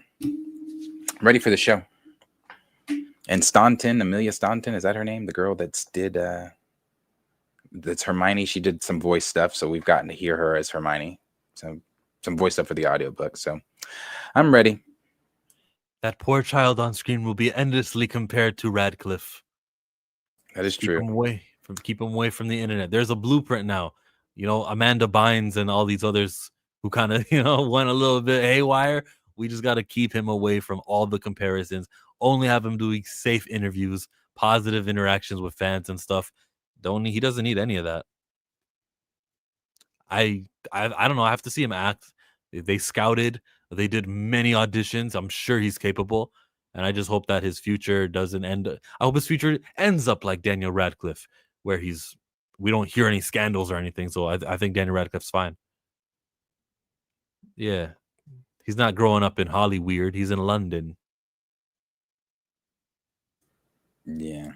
I'm not worried about the mental health of this kid or concerned. There's no precedence over there in Europe. Who are the black characters in the new Harry Potter? You'll get, I'm assuming unless they make new ones, it'll be the 2 points for Gryffindor, the girl that you only see during that time. I think she was in the first one. She was also at the table when Snape made Harry and blondehead Draco go against each other, and when he says "you wish," I think the camera pans down to her and she smirks. So yeah, she got some screen time. Well, there's more time on a TV show for 10 episodes a season. Okay, so she'll instead of saying just 2 points, 4 points for Gryffindor. She'll be able to narrate the whole game, not just half of it. Who's the other character? I don't know. I'm being facetious. I don't know how many black characters are really in this. I'm not used to seeing us in Harry Potter, so I don't know. We know Snape. Snape's black. Oh yeah. There you go. You got it. Yeah, make some new ones. I mean, they could use some from the game, right? Isn't there the lore of the game introduced the African school, which is apparently older than Hogwarts? Yeah, the Triwizard Tournament could include one of those, and you don't got to put a Russian school. Hermione can date the black character. That is very true. If you want to showcase diversity some more that the movies didn't, other than adding black kids at Hogwarts during the Triwizard Tournament, you could have the African school show up. Yep. Quadro Wizard Tournament. Okay, Daniel Radcliffe doesn't want to cameo in the upcoming Harry Potter series on HBO Max. I am offended. Really? Why? It would be a cool moment. Oh, that's Daniel Radcliffe. He can be the guy who sells the wand to young Harry, and he goes, these things are more powerful. It'll change your life. Oh, I get it, because that's Daniel Radcliffe. How is he not playing Ollivander? Get out of here, bro. How you not gonna? Can you voice the Sorting Hat? Can you do something, Daniel Radcliffe, please? I don't think he wants to do anything, any of them that what's her name is promoting, or not just promoting, but involved in talking on Rawling. I don't think they fuck with that bitch at all, and on any level. So I don't think, and the only reason I think they even did the HBO reunion thing in 2020 was because it obviously was the reunion. Everybody was coming back. They had just recently lost the actor that played Dumbledore. Richard Grant? No, I don't remember which one it was. The better one though. And yeah, I think I don't think they fuck with her on any level. So I wasn't shocked when he said this. He said, I'm very excited to have that torch passed, but I don't think it needs me to physically pass it. I think it needs you to physically pass it. Yeah, and Alan Rickman had just passed too. I think that's one of the only reasons they did that shit. One, my childhood literally was this. Two, all the people that I grew up with on set are going to be here. Richmond just passed. Dumbledore just passed. Rowling was not there, was she? I don't remember I don't think she was there, but I think that's I think that's a big reason. And two, I also think he kind of just doesn't want to go back to the wizarding world. Rowling aside. Too bad. But there's a precedence for stuff like this. We know when you're typecasted, it hurts your career. No one's going to offer you the job because you're Harry Potter. You can't be anything else. They do the same with Alfonso Ribeiro. They don't see him as anything else. They don't offer him jobs. That is true. They don't see that poor man as anything else. Well, when you play the role so damn good. But yeah, I mean, he's Harry Potter to me. I hate to even say that because when I watch him in other, not to say that he's not good in other things, like I can't even really sit here and say that I've seen Daniel Radcliffe in a plethora of other things. I've seen him in Woman in Black, the horror film. I didn't see that Horns movie that he did. I know there's an image of him like half naked in the street, looking like he just got out of a crazy house with like some guns or something. I don't know what movie that's from.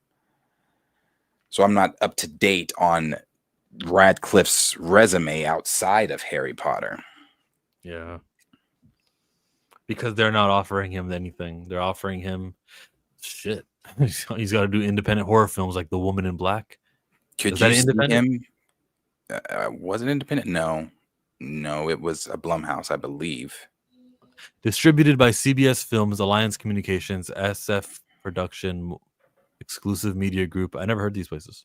Okay, so it's not a Blumhouse film. Yeah. Lionsgate is a big one. Lionsgate is Tyler Perry. What? Well, it's not Tyler Perry, but he uses Lionsgate. Like that. Lionsgate is the one that plays before like Diary of a Mad Black Woman, their little logo. Okay, it's distributed by Momentum Pictures, and then it's got United Kingdom right next to that. So maybe Momentum Pictures means something to the UK, who've got a population of 60 million people. Compared to what United States is 360 million? Is it? I'm not sure. Like this is this one right here. No, 340. I didn't mean to take you out like that, but you know this. You can't see this and then automatically hear. It's like what's one of Tyler Perry's intros to one of his songs? Well, you know, I definitely see this and see the intro to Family Reunion with the roses after she just got her ass beat. Yeah. Sure. I'm still not over the black Snape thing. That'll be very weird, very hard to get through. But Oh, sorry, I was looking at action figures. Don't we're, mind. we're gonna be talking about how we're into like other Marvel, DC, and how we're lacking, and we want a new franchise. Harry Potter's gonna fulfill that, bro, along with House of Dragon, and there's gonna be room for Avatar, The Last Airbender, not the Blue People, but sure, every 3 years in Christmas we'll watch the Blue People too. There's gonna be franchises that are gonna fill in the spots, and Harry Potter is big and powerful enough and culturally relevant enough for me to like enjoy. It's me, what you were talking about editing. Is it worth editing? Yeah, I can sit down and actually edit a video talking about Harry Potter, and there's very few franchises that are doing that for me. The Harry Potter franchise, let's go. Yeah, that House of Dragon, they better bring it this 3rd season. They better bring it. Why'd you want to cover the Chronicles of Narnia? Because it starts filming. Greta Gerwig's Narnia movie is now filming. Star Emma Mackey, Daniel Craig, Carey Mulligan, and Meryl Streep as Aslan. Reportedly adapted the Magician's Nephew? Adapting the Egyptian's Nephew or Magician's Nephew? What the fuck is that? Released. Why is it not adapting Narnia? Releasing next year in IMAX, unless that's something in Narnia. I'm just not familiar with it. And it's releasing next year in IMAX and on Netflix. She bought for that. She fought for that IMAX spot. Like fought, because it wasn't. It's supposed to just be for Netflix. Just for Netflix. But she fought tooth and nail for that IMAX, those IMAX screenings. So she agreed to this project before the IMAX thing. Yes. Now, the whole thing with it is she's going to change this. So the Narnia that you are, I believe, where a lot of us are used to, we step through that dresser and we walk into Narnia and you're met by Mr. Thomason and you meet, the beavers and everyone else. And Aslan's a guy, and hell, the witch might be a dude. I'm not sure. I know Aslan's a girl. Well, I don't know, I don't know if they're making it a female lion or not, but Meryl Streep plays the voice. Can you imagine Meryl Streep's voice on Aslan, the male lion? But we'll see.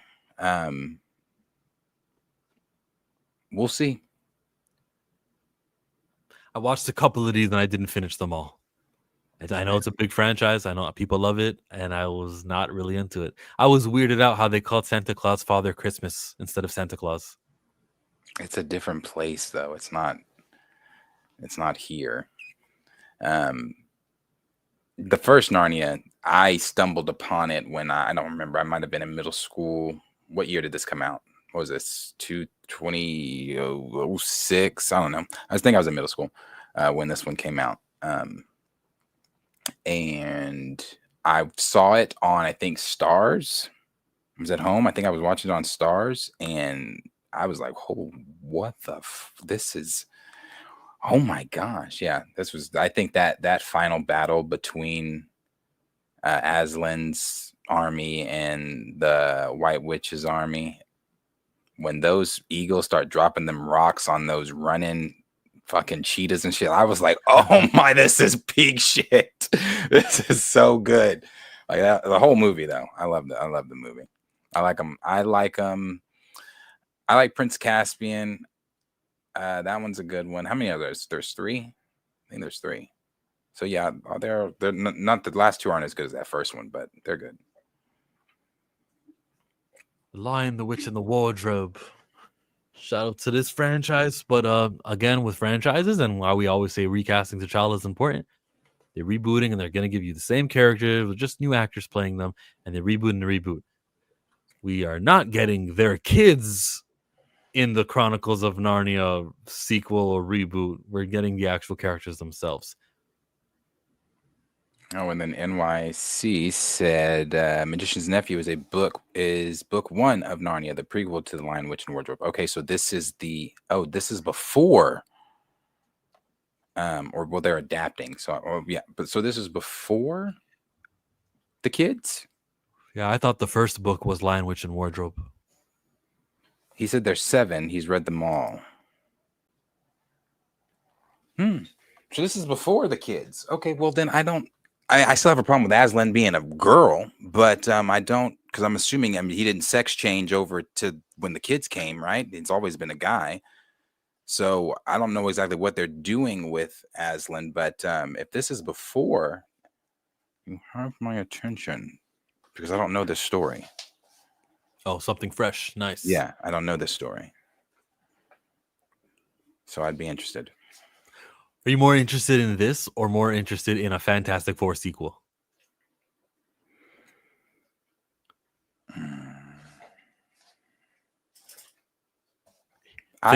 Thinking about it answers my question. I would do an F4 sequel. I'd do an F4 sequel. Are you more interested in this or Avatar Aang movie? You said this or Avatar Aang? Avatar Aang. The new one they got coming. Avatar Aang. Brother Stark shared a very good picture from the F4 stuff. There was a picture of... Hey, stop. There was a picture of... the picture from the 2002 film, Rise of Silver Surfer film, where they have to save that Ferris wheel. The Silver Surfer just put that big ass hole in the ocean. Ferris wheel's tipping over. There's people on it. You got Sue holding it up with her fucking... Why am I blanking today? Jesus. You got Sue holding it up with her power. Then you've got the Thing going up with his power and holding it. Then you got Johnny sealing it all together as Mr. Fantastic at the base of it, has his legs wrapped, but his body is all like intertwined. And then we saw Pedro Pascal, and then next to it, the picture he shared was Pedro Pascal getting, pulled apart by Galactus, but he was like wincing. And I was like, you know what? That does make sense. How is he wincing when he can do the shit that he just did? We see him do in the other Silver Surfer film.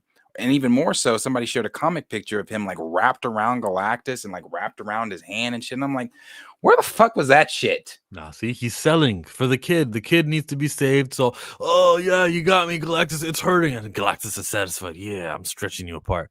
Remember, Reed Richards is a smart man. So he knows that you got to give him the show that he's looking for. So, oh, you're selling in pain. Oh my God. See?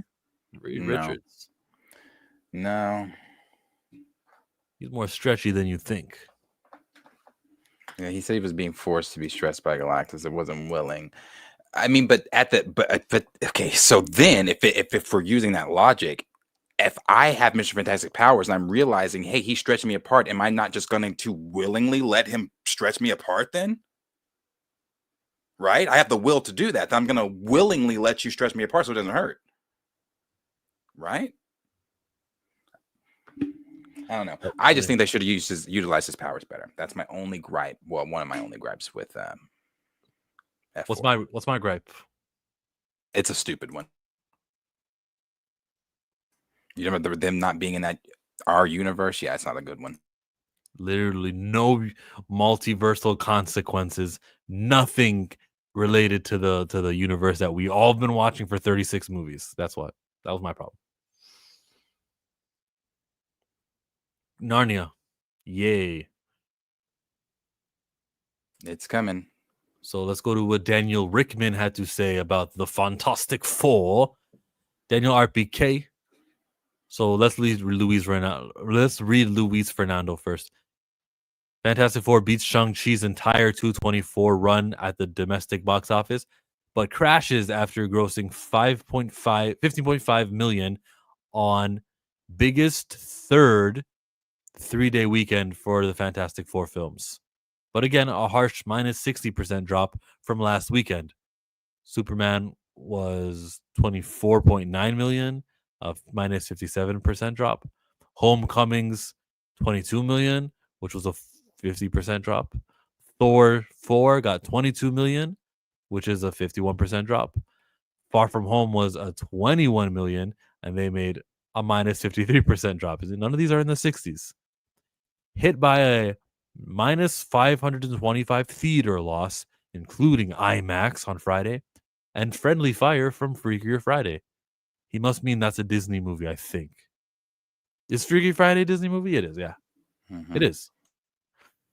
Fantastic Four hits a 230 million cume at the US, beating Shang-Chi's entire 224 run domestically.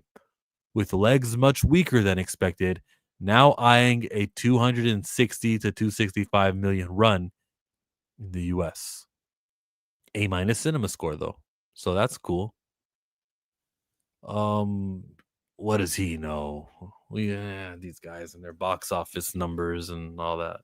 What did Richmond say? I don't understand why this is happening. Another 60% drop from last weekend. This makes me sad. Why do you think this is happening with Marvel movies? And should we start worrying about Avengers Doomsday? No, you're fine with Avengers Doomsday.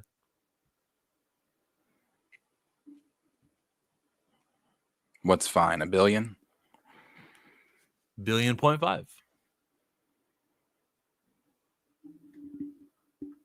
I mean, of course, we'll see. We will see. We will see. So why is Daniel Radcliffe dumbfounded? We know one thing. International box office, China doesn't care anymore. I don't know why, but I know that's the case. So just why? Why is China not viewing American shit? Yeah, why aren't they showing up? Oh, I don't know. Maybe because we have a dumbass in office that has turned the entire world against America. So people aren't. Didn't you say in Canada you have a deal that shows you what other countries, where it's other countries are made for and where it's made from for us, so people don't buy the American one? Yeah. Yeah, well, that's happening not just in Canada. That's happening around the globe, buddy. So people, that's in China, when you're tariffing and sending tariffs over to China the way you are and pissing China off and all this kind of stuff, they're not going to view our films. You're saying that films have to be made in America and things like that. I mean, it's that's the political scope of it, but there's other stuff added to it. But that's the political range of it from his dumbass.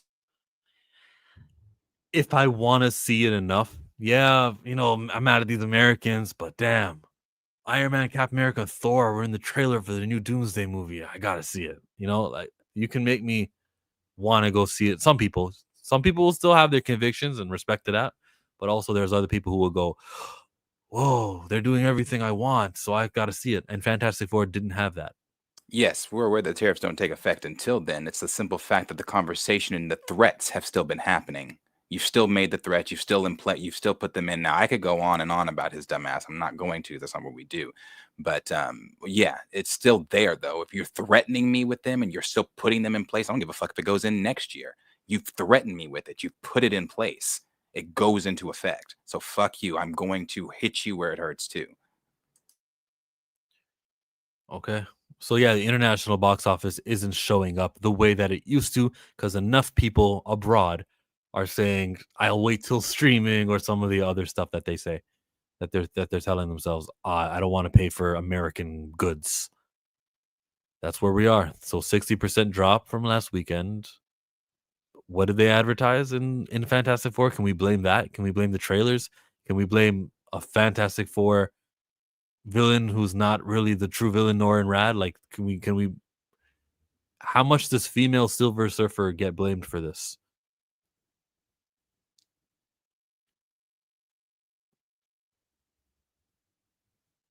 How much is super bad?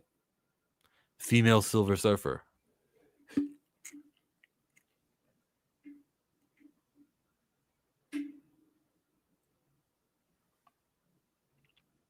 I mean, yeah. I think it's a factor. I don't know how much of a factor, but it's a factor.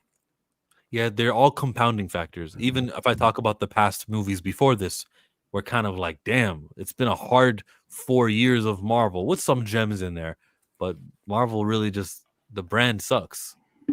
So that affects the box office. So it's gonna take a little bit of good quality movies to improve. And I don't think this was bad, but I also don't think it was consequential. But I didn't think it was bad. So maybe this will some of these movies that are gonna help with Secret Wars, Doomsday, Spider-Man, Fantastic Four. It's not so bad anymore. So when people get to it on their Disney Plus and they finally watch it, they'll go, "Oh, I want to see them in a new Avengers movie." We'll be okay.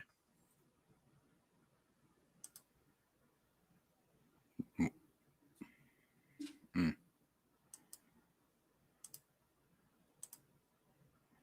You mean like you're saying? So you're on the same thought wavelength as Feige is thinking like, oh, once the four are seen in Avengers, people are going to be like, ah, the four. I Yeah, want to see them more. yeah, I think so. You know, I remember being so just utterly curious about how Fantastic Four would do with in Superman and Jurassic Park. But I don't think I've been ever more curious about a box office than I am about Avengers Doomsday.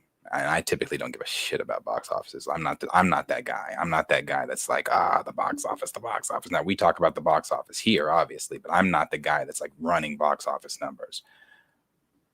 I have never been more interested in a box office for a film than Avengers Doomsday. I am so curious as to not just the box office, just the excitement. Like I'm so curious when the tickets release, or is it gonna be that? Because the last time I had that feeling, or not even feeling that experience with Marvel, was No Way Home, where I had to keep refreshing and refreshing and refreshing and refreshing, trying to get my tickets for No Way Home. Is it going to be that effect? Are people really going to run you over trying to get to Avengers Doomsday? I'm so curious what this film is going to do. Right now I just don't see it doing any of that, but I'm very curious to see what it's going to do. That could change after I see the trailer, maybe word of, people trailer is going to be coming at the end of this year, a teaser at least. Too soon. It's a Christmas It's movie. not. We've had this conversation. Are you short-term memory, Dory? We've had this conversation. We talked about it. What did Star Wars do? What did Endgame do? They released those trailers back in November before the December release of the next year. It's a teaser. They're going to get people ready. So they're probably more than likely going to drop a trailer at the end of this year. A teaser trailer at the end of this year.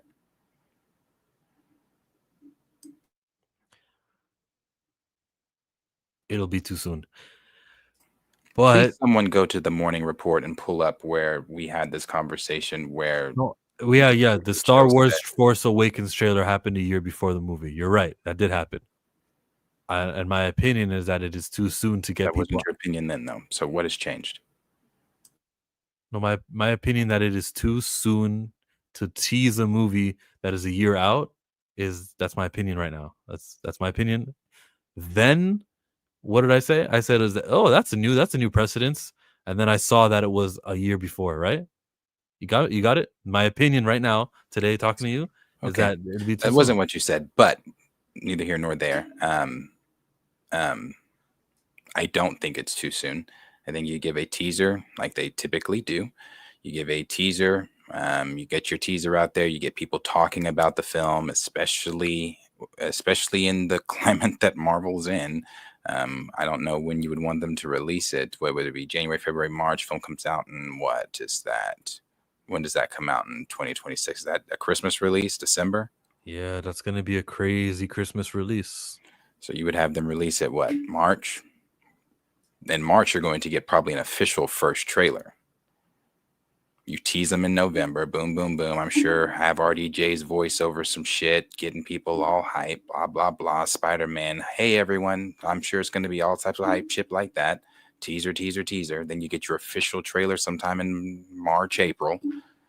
Then you go down and get your second one. Then you get all the fucking unnecessary movie clips.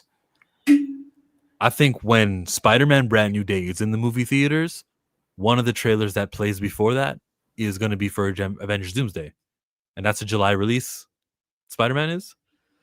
I can see a teaser, but after Spider-Man comes out, then you do the official trailer because you'll have some spoilers and see what Spider-Man's role is for Doomsday. So you kind of have to wait. I think you wait for your official trailer till after Spider-Man releases. But we're not in charge of marketing. They are. I don't. Good luck, Marvel. You grossed $2 billion for both Infinity War and Endgame. You probably won't do that again. You probably won't reach the $2 billion mark. But like, so what? How many movies ever have reached 2 billion? 6? You'll be fine, I think, with what you do. You think so? You're concerned Doomsday doesn't even reach 1 billion. Oh no, I'm sure it'll probably do that. Okay. It'll probably do that. Yeah, we got nothing to worry about then. I think you can't gross $1 billion and not be profitable unless you're Kathleen Kennedy.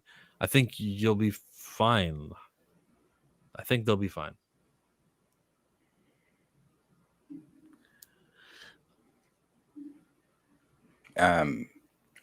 We got a super that is relative to this. Spend a lot of money on my brand new guitar. Baby's got a habit, diamond rings, and Fendi sports bra. I believe Spider-Man Brand New Day will reignite fans' enthusiasm for the MCU and attract more moviegoers to the theaters. So their enthusiasm wasn't ignited by Fantastic Four and Thunderbolts then? Hell to the no. Like, it's what I was saying last week when we were, and I can't wait till we start talking about Spider-Man because it just gives even more credence to my argument last week. Spider-Man is a different fucking monster. He is not the Fantastic Four. This comparison to Supergirl's box office is hilarious to me.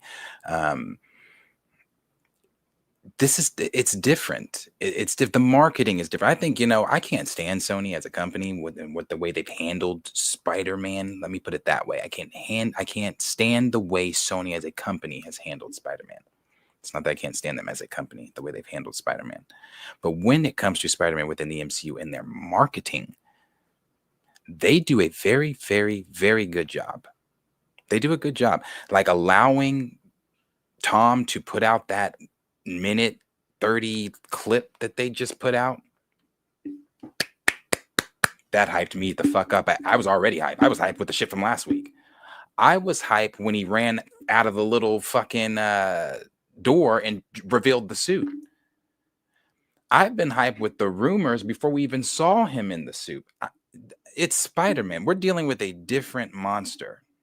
So I do think, and I would hope, especially, and I think I said this last time we talked about Spider-Man, if we're believing rumors and stuff again, then he himself, Robert Downey Jr., has always been rumored to be in a post-credit scene in this film.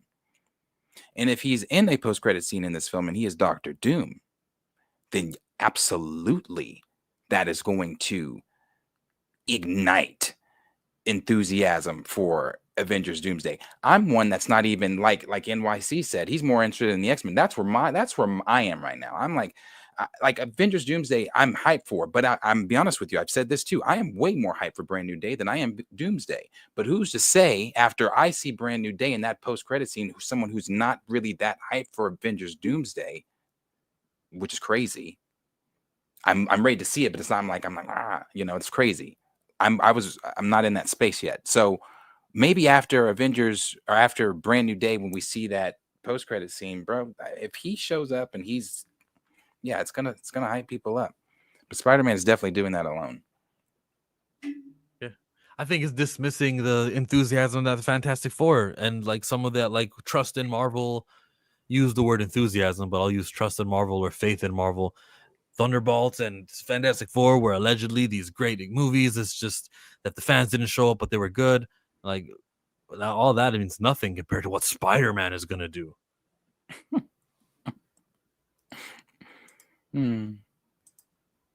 What is it that what enthusiasm was around Thunderbolts or Fantastic Four?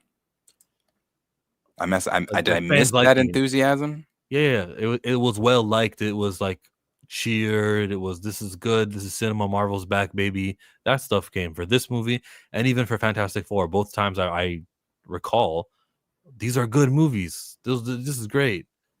You know what? Don't worry. There won't be a second weekend drop. I think people talking nice about it. Jill, we live in two different spaces on social media. The things that we were seeing, and even you were seeing for Fantastic Four and the Thunderbolts, was a small fraction of people. Okay, it wasn't like the internet. Thunderbolts was not trending worldwide. It wasn't, people weren't flooding our timelines with Thunderbolts, Thunderbolts, Thunderbolts, Thunderbolts. Oh my God, Thunderbolts is so good. No one was flooding our timelines with theories and crafting about the Fantastic Four and how wonderful it was. People were, but it wasn't a flood of you couldn't get on your time. You could get on your timeline and scroll a little bit, and that shit's gone. They're just filming for Spider-Man, and he's flooding our timelines, flooding our notification streams. Everyone is talking about it. To compare the Thunderbolts, or even, and I love the first family to Spider-Man is disrespectful to Spider-Man. It's disrespectful to Spider-Man. None of those characters that you named are in the same sphere of fandom excitement as Spider-Man at all. Even when you watch bootleg bootleg superheroes rather go to birthday parties, when have you ever seen somebody dressed as the Fantastic Four, the Thunderbolts? I can't recall that one. Yeah, you can't, because it doesn't happen. People are dressed as Spider-Man, popular characters people want to see. Yeah. It's not the same. Do you think the enthusiasm went down, or do you think the fan love or the Marvel trust went down because of Thunderbolts and Fantastic Four, or just up by a little bit? I think it's gone down because, well, no one watched them. We're looking at that in the box office. The usual suspects went and saw the Thunderbolts. The usual suspects went and saw Fantastic Four, and you even lost some of the usual suspects. But as far as, like, when I say usual suspects, we're the usual suspects. I'm a usual suspect. I'll be at everything. But you're losing everyone else. And again, we're seeing that in the box office. Okay. And the ones who pass. Go ahead. No, I was just answering you. I think it's gone down. Some people skipped on seeing the movie, and then they'll end up on their Disney Plus because they were like, I'll wait for Disney Plus. And then they'll see it. And I think that, they might actually, like, because Rotten Tomatoes has a certified fresh, and all the fans who did watch it say they love it.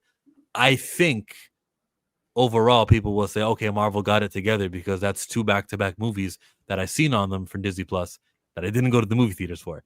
So I go, okay, well, I enjoyed this when I was watching at home. I like Bob. I like Yelena's voice. I like the Silver Surfer's catching scene. I like Galactus and his epicness. I wish I would have thought it in theaters. Maybe that will interest people, and then it'll help with Spider-Man's box office. Not that it needs any help, but it'll help with Doomsday. It'll help. Maybe that's the thought process. But I don't know. There's no enthusiasm meter I could use to, like, check and read, or however that would work. I just think there is. I think the temperature is gauged on our timelines. I mean, every time we talk about this stuff, we're always talking about other people outside of just us. Are other people talking about these things? Or other people talking about these things? We use that as a measurement with Agatha. We used it as a measurement with Ironheart. We use it as a measurement. We use it as a measurement with everything. And again, the usual suspects are talking about Fantastic Four, Superman, Thunderbolts. And again, you lost some of the usual suspects even in those categories. I saw even what Raymond said he's going to say it. It's crazy to me. It's crazy to me. It's lunacy, actually, they're just filming right now. They're just filming, and the excitement around him on a harness, the excitement around him running out of a whatever, a trailer with the suit on, the excitement around the villains, I mean, it's not even really just the video he put out. He even said in the video, this is the first time we've ever done a day one and had the fans showing up. I mean, I don't know. We're in different bubbles. We're in different bubbles. We're in different bubbles online. I'm seeing the people not talking about the projects you're naming, and I'm seeing the people talking about Spider-Man. Yeah, I think that line though about the first time we did day one with fans, that's just because day one happened to be an outdoor scene. Usually a day one scene would be like, in the kitchen or, shooting one of those other scenes. That's true. I can give you that. But as far as like the people that have just the mass amount of people that have been there, the crowds that are there, they've been there every single day. People dressed up as Spider-Man, even taking pictures with kids as Spider-Man. No one was doing that. No one was showing up to sets for any of this other shit like that. Say what you want to say about Spider-Man. Give the box office ideas or opinions you want to give for Spider-Man. Spider-Man's going to shit on all of that because it's Spider-Man. The argument that you all tried to use for Superman is the argument you can use for Spider-Man. Galaxy far, far away, a long time ago. So, next thing, update, Ewan McGregor will reportedly not be in Ahsoka Season 2. Does that say not? I could have sworn it was a yes last time. Not be in Ahsoka Season 2. Well, I like watching my wife, so I really enjoyed Ahsoka. I thought that was brilliantly done. It's so funny, like, she's shooting the second season now, and I know, is that a secret? Huh? How did that quote confirm that he was not in Ahsoka Season 2? It doesn't. Maybe I might need to click on the Collider link. Should I? Let's read Collider. At the Weekend's Fan Expo Boston, Ewan found himself inadvertently fueling speculation about his appearance in Ahsoka. Do they do the quotes that are in different colors? In bold letters? No, I'm trying to skip to the quotes. Okay, it says, during a panel, he was asked, being a part of the franchise is one thing, but are you a fan of Star Wars as well? McGregor replied simply, yes. Then came the curveball. What is your favorite installment that you're not part of? His answer, well, I like watching my life. Okay, there we go. See, now the question was, what's your favorite installment? And then he says Ahsoka. My wife is shooting it. So he's not in Ahsoka Season 2 then, according to his answer. But actors lie all the time, so he could be in Season 2, and this doesn't confirm anything to me. Yeah, he still could be in Season 2. I'm sure he is, possibly. I don't know. We would love him to be in flashbacks from Clone Wars stuff, live action stuff, to actually see them. That'd be cool. Thought we were gonna get more of that in Ahsoka Season 1 with the flashbacks with Anakin. The only thing I would hope that they do more, obviously it's not a big movie budget, so you can't put out a full, well, I don't know, you have CGI, so full scale battle. But even in Ahsoka Season 1, when we had that flashback in the Clone Wars, they were on, damn, I don't remember what planet, but they had the, I know that's bothering you too. It's bothering me. The smoke. Damn. Anyway, it was all the smoke on the planet, and they were you could see the clones running through, but you couldn't see anything else around. I would like to see, like, if we're gonna do a flashback to Clone Wars with those three, and we actually get to see them in Clone Wars armor and stuff. Let's do it.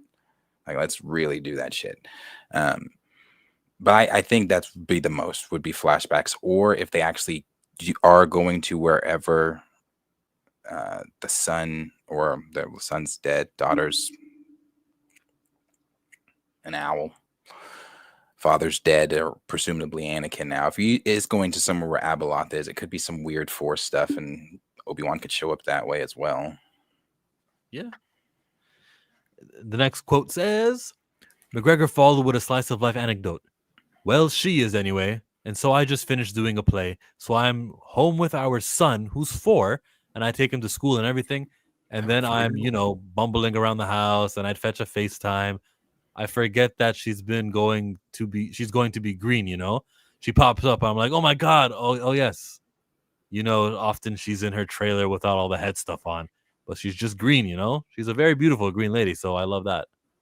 I agree. I think he's got a very beautiful wife, Hera Sandula. Who is his wife?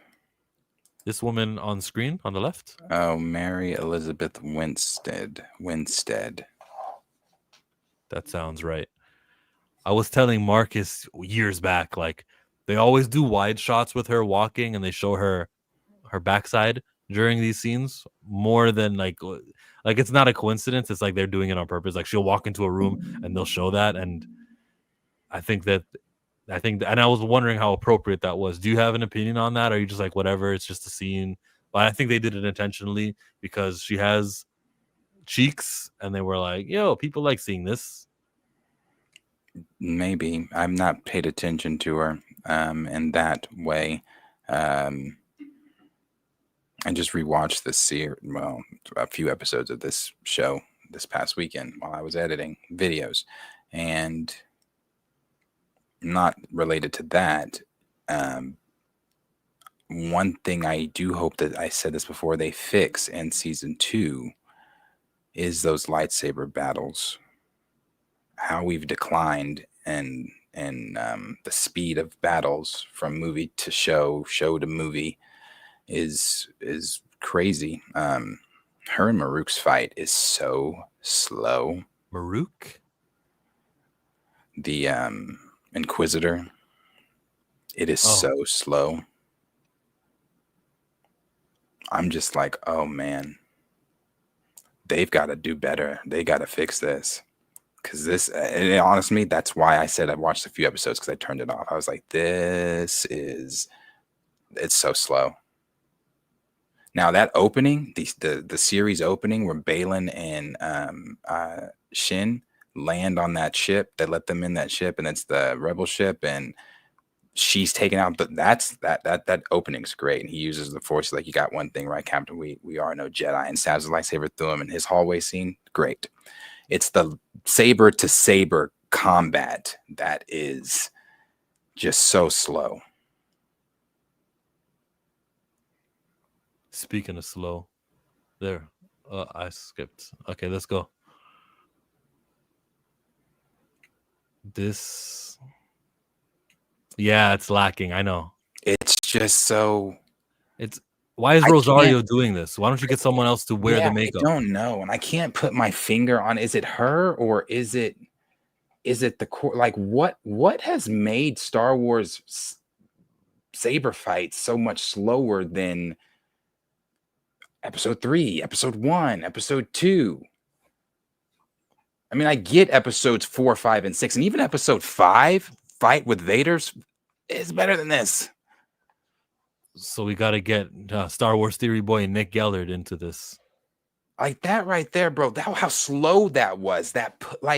I don't know. Maybe I don't know. Maybe I'm, because when I like a force push, I understand he's pushing back, but even the VFX is slow. Come on. I'm not. It's just a step slow. I know it's not. Maybe if you're nitpicking, especially if you're not a Star Wars fan, you're going, why are they complaining? It's just a step too slow.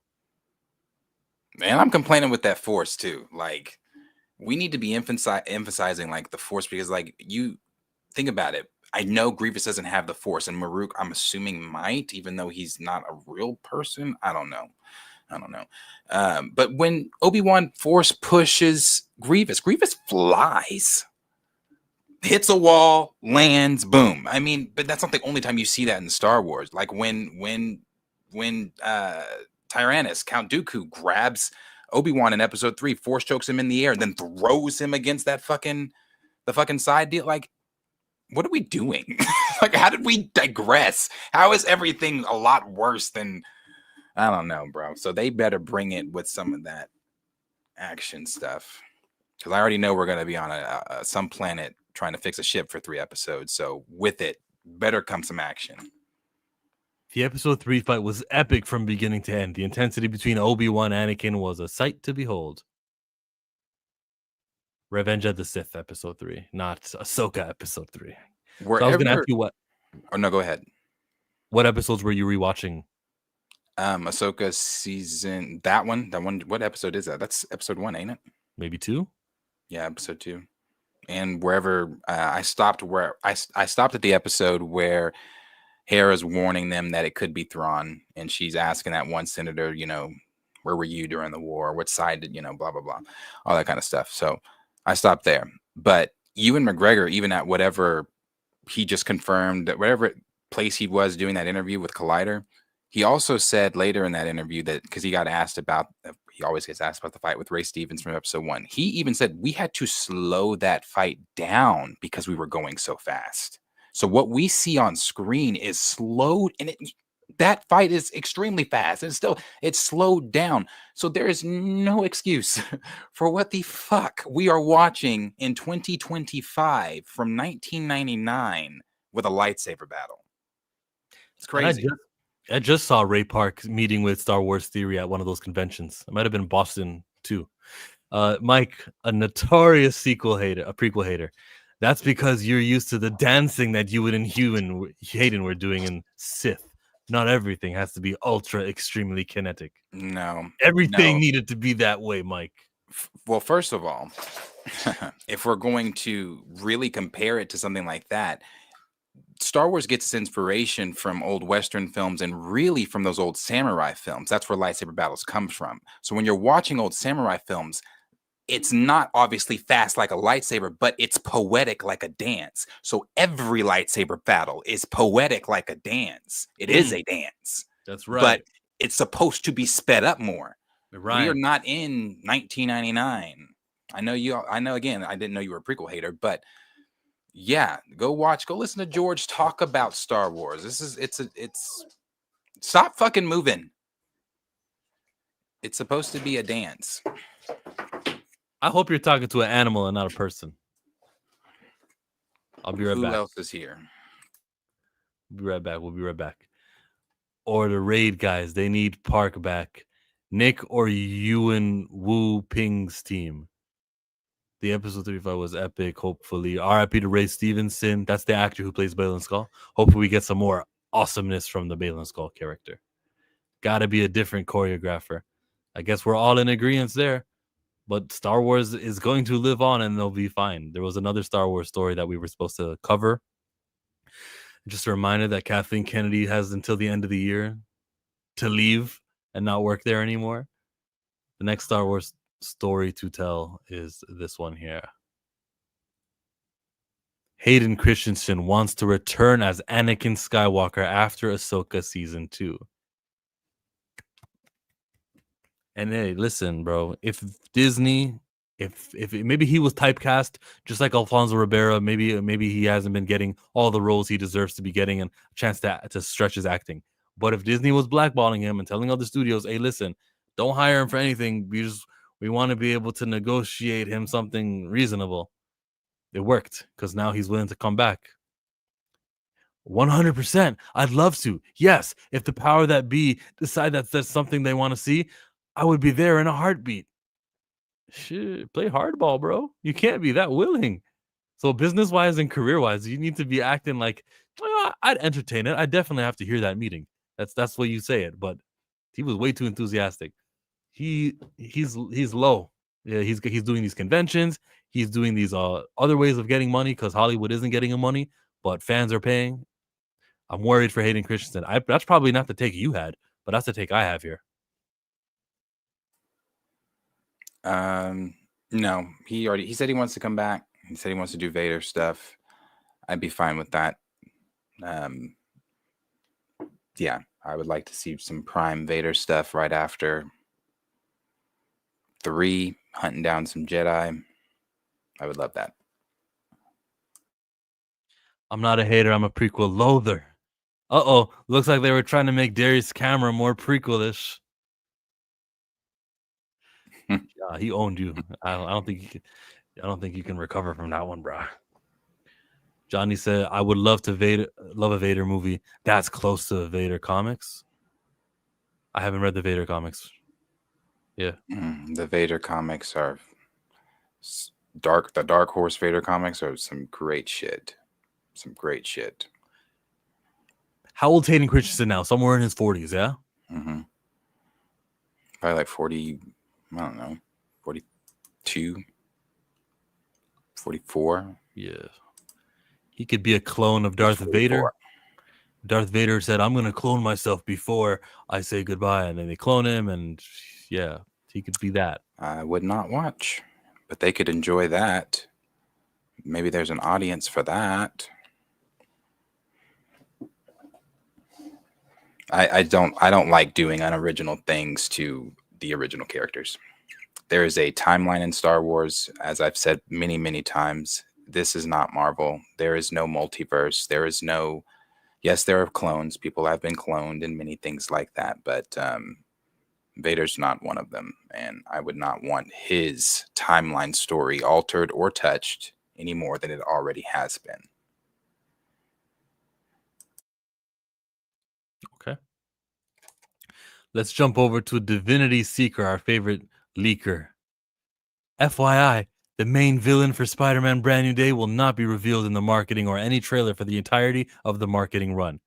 Sony and Marvel want the villain to be the central mystery to the movie, and they will tease every possibility before the release. Believable? Maybe. I think so. We still don't know who the main villain is. My time says she knows who it is. It hasn't been given. I think that's smart, though. I think it's smart to not. If you want to tease the villains, then tease the four that are supposed to be. We're supposed to be seeing him round up. You know, what's the club that all the bar with no name, is that the name of the bar? I think is that the name of the bar in New York that all the Spider-Man villains hang out at? I think so. That's supposed to be in the film, because remember, it's supposed to be a montage of him taking out several different villains. One of the other rumors recently was that there's been a rhino sculpt head spotted on set. So I'm not saying we don't know if Rhino's really in it, but we know for sure Tarantula's in it. We know what was it? Absorbing Man. We know T'Challa, get over here and sit down. We know I forget who the other two are. But like Network says, it's Hobgoblin. Well, that was a theory a lot of people had after No Way Home. Imagine if it's Doom, Dr. Doom. That would be crazy. That would be. Jacob, how do you say his last name? Is it Batalon? Batalon. After No Way Home had said, he would like to see the villainous route for his character or something like that. Then, they had mentioned in No Way Home that something about his best friend became a villain in the other universe. Toby's Peter was talking to, I think, Tom, or talking to Jacob. I don't know, which I don't remember. And most recently, I think over this past weekend, Jacob Batalon shared to his Instagram a picture of him holding the Hobgoblin action figure with the eyes. I hope not, personally. I just don't want that. I don't want him as Hobgoblin. I just don't want that. Sony and Marvel want the villain to be the central mystery to the movie. And because of that, that's why I'm happy with not knowing who the villain is. If it's the point, it's a mystery.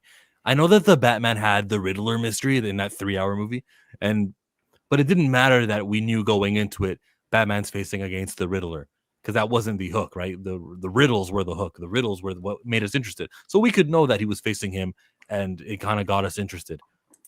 But yeah, you know what? It reminds me of Brave New World, where the Red Hulk shows up in the end of the movie. They should have never revealed that during the marketing. It shouldn't have been on the posters. It shouldn't have been on any trailers that the Thunderbolt Ross turns into the Red Hulk, because you saved it for the end. So if there's something that you are saving to the end, yes, Marvel, and Sony, don't tell me. Maybe if it was up to Marvel, they would reveal it, just like they did with Brave New World and Red Hulk. But if this villain isn't someone I see until the third act, and he reveals himself, and that's what the whole movie was building towards, why the hell would you drop that in a trailer and a teaser?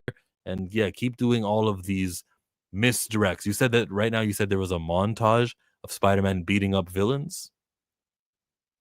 Rumored, grain of salt. It is rumored that, what they say last week, Destin has a several different Spider-Man covers in his office, and rumored that a lot of those villains on the covers of those comics that he has on the wall are villains that are going to make appearances, including Black Cat, even though she's not a villain, in the film. Good. A lot of options, right? There's going to be 7, 8 people who are numbered who are going to be potential villains for Spider-Man. So even if we do reveal who the villain is, we don't know if he's going to be the main villain or is he just the montage villain. So I hope we can get through this period without really knowing who the villain is. And I feel like, oh, I'm sorry. Go ahead. You said and. It'll be Jacob Batalon as the Hobgoblin. God, I hope not. Yeah, if they get a big actor, they'll go, we're not going to waste a big actor on a big character like this and not advertise. But when it's Jacob, well, we can do him as a secret. Yeah. I hope not. And I feel like they say this with every Marvel film, but my time is saying that Brand New Day is being described as Captain America the Winter Soldier for Spider-Man. Again, I feel like that is described with everything. Did they not compare Brave New World at Winter Soldier? Everybody was like, oh, it's giving Winter Soldier vibes, coming out here lying. No, it didn't. And they knew that when they typed it. Yeah, I saw that. The Winter Soldier thing. It's being described as Captain America Winter Soldier for Spider-Man. So same with Thunderbolts. Yeah, they say that with all of them. It's really annoying. We're gonna have a more grounded movie. Remember CinemaCon? That's what Kevin Feige said. This is gonna be a much more down-to-earth movie. Thunderbolts. Yeah, we'll see exactly what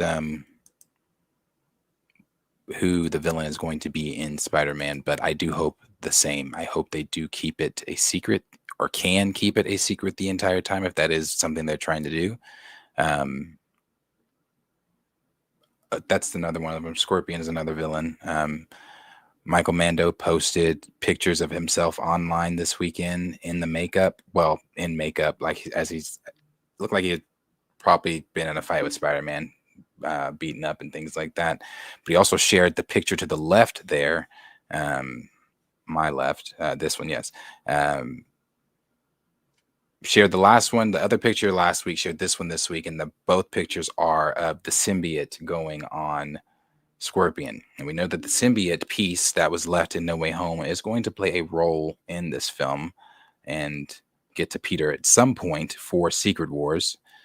But looks like it might be attaching itself to Scorpion in this film first. So I don't know how big Michael Mando's role is in the film, but I don't know how big into YouTubing, Instagramming, Twittering Michael Mando is either. For him to do this is probably Sony telling him to do this. This is part of our marketing strategy. Probably. I think Sony's not dumb.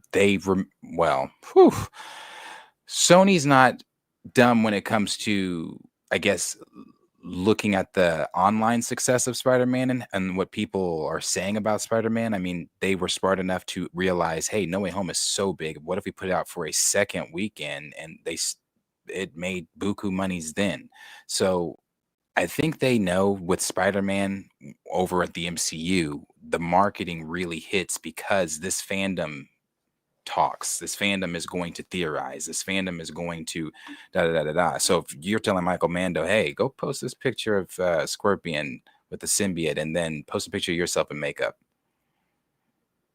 It's like, oh yeah, that's gonna get him going. Because look what it did to him last week.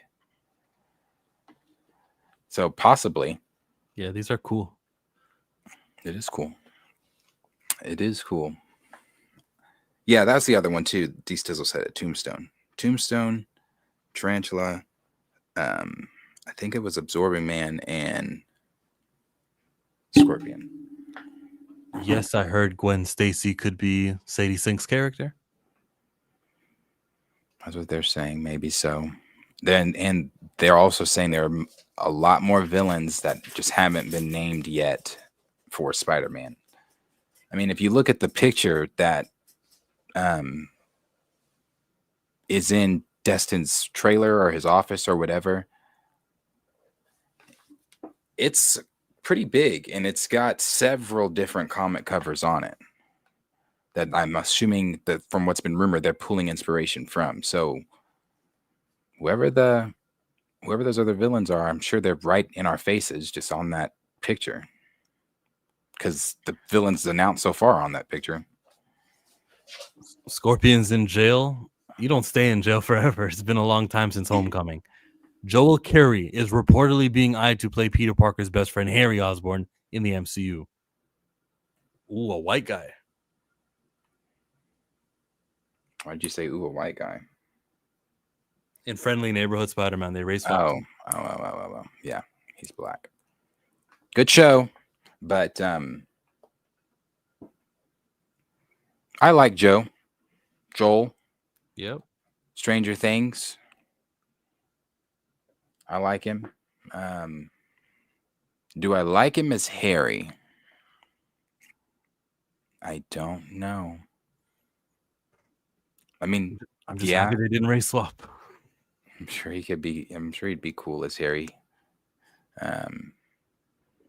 I like the fan castings of Harry with Timothy Chalamet. That'll never happen, but I like the fan casting. He's too expensive for that.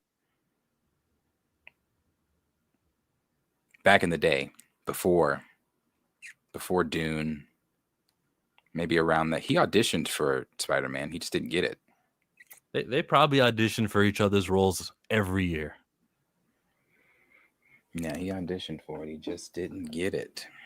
So I wonder if he's going to stay with what he was told from DiCaprio, or if he's ever going to join Marvel, DC.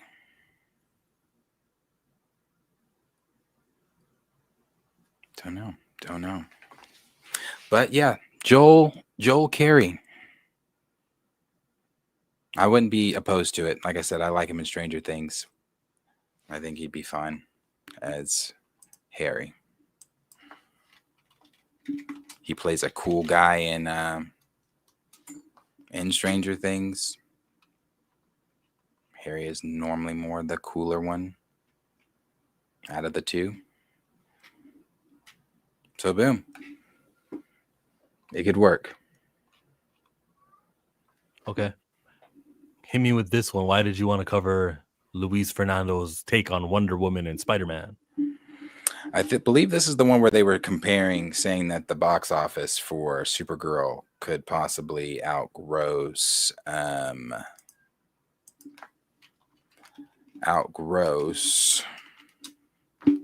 Spider-Man. Let me see exactly what it said. This one where they covered it up. Look out. Here comes the Spider-Man. I disagree. I disagree so badly. I think there's like a 3 or 4 week gap between these two movies. 4 weeks, and they'll be fine. They'll be able to eat on their individual ecosystems. They'll be fine. It says, according to box office analyst Luis Fernando, Supergirl could outperform Spider-Man Brand New Day at the box office next July. He believes that Supergirl will be a new and fresh project for audiences, sparking their curiosity over the future of the character. Now,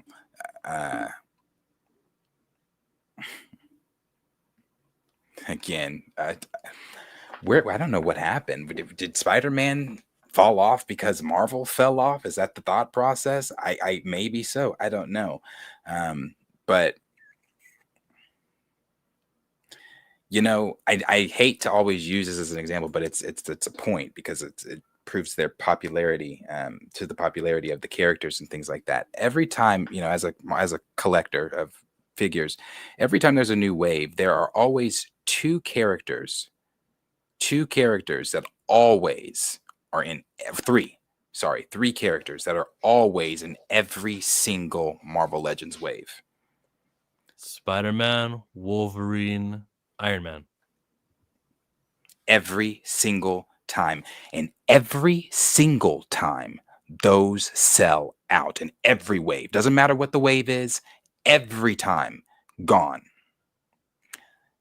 There's a reason Spider-Man is put in every single wave. There's a reason he is sold out in every single wave.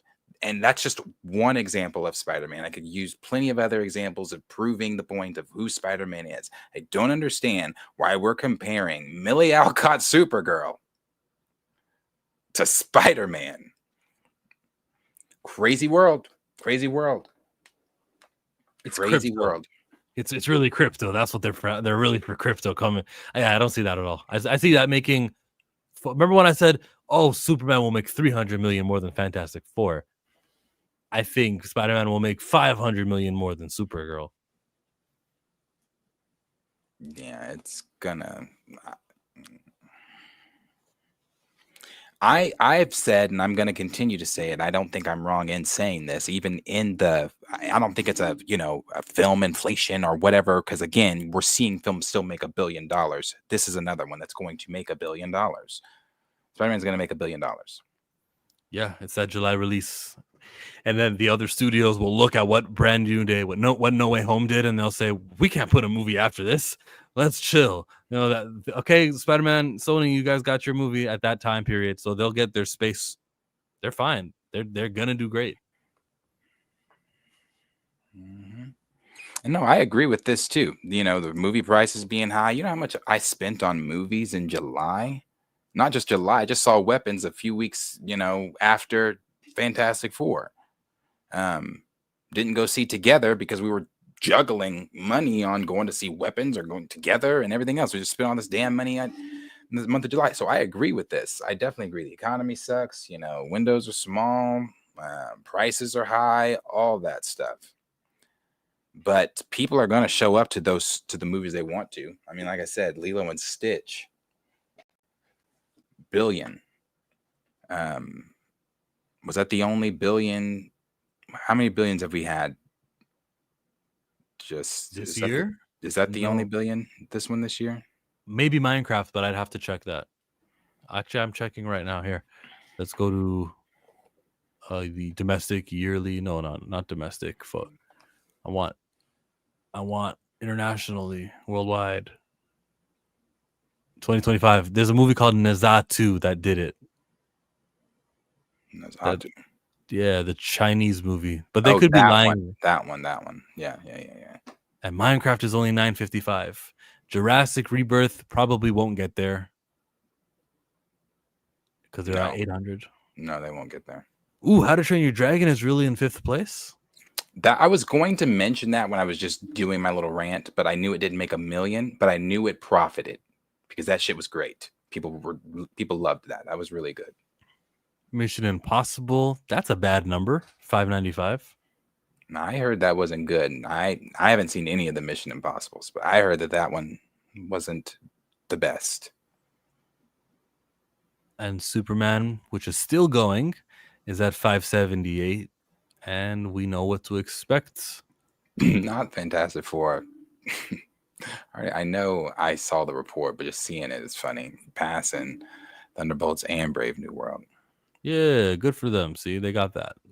So you can actually say we're getting better, we're improving. You see, because we made more than Brave New World and Thunderbolts. I can't say that. That is not an accomplishment. Like people keep sharing that. Like it's not an accomplishment. That is not an accomplishment. It's not like, oh yeah, we beat Thunderbolts and Brave New World. I hope so. So if you're Bob Iger and that's what you get told on the phone, yeah, Bob, hey, so my new movie, it made more than Thunderbolts and Brave New World. Yeah. Well, what do you say if you're Bob Iger? Internally, I'm sure he was throwing shit, but in front of us, he's, hey, numbers are good. They're so good, we're going to stop sharing our numbers. How about that? He did say that. I think he said streaming numbers he'll stop sharing, right? Yeah, streaming numbers, because it doesn't matter. It doesn't matter. In the grand scheme of things, it doesn't matter. Maybe where we are as just, economy and stuff, society, maybe it doesn't matter anymore. Maybe it's not that big. Rhino-shaped head prop. You told us this already, right? From that website Yes. that was seen on set. Maybe I should go to the website and show what that looks like. The rhino head in Glasgow, Scotland.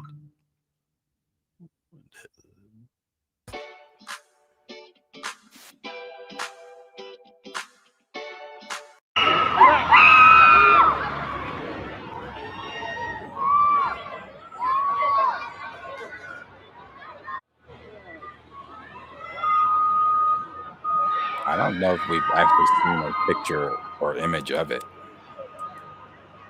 In this video, no? Period. Okay. Well, it was seen by somebody. So, yeah, so they say. And he's just waving. He needs to stop worrying about waving. Focus on your movie. Let that man fucking cater to the fans. Act. Or, stay in character. Hell no. Let him cater to the fans. You got little kids out there.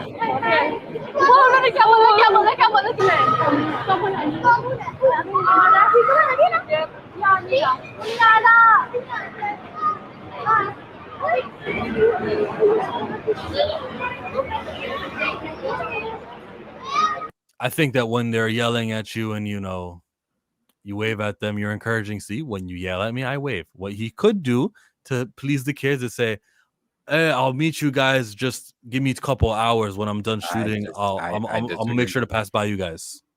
I disagree because they're not rolling. He's obviously in between takes. It's rolling backwards. If he can wave at the fans, who the fuck is that hurting?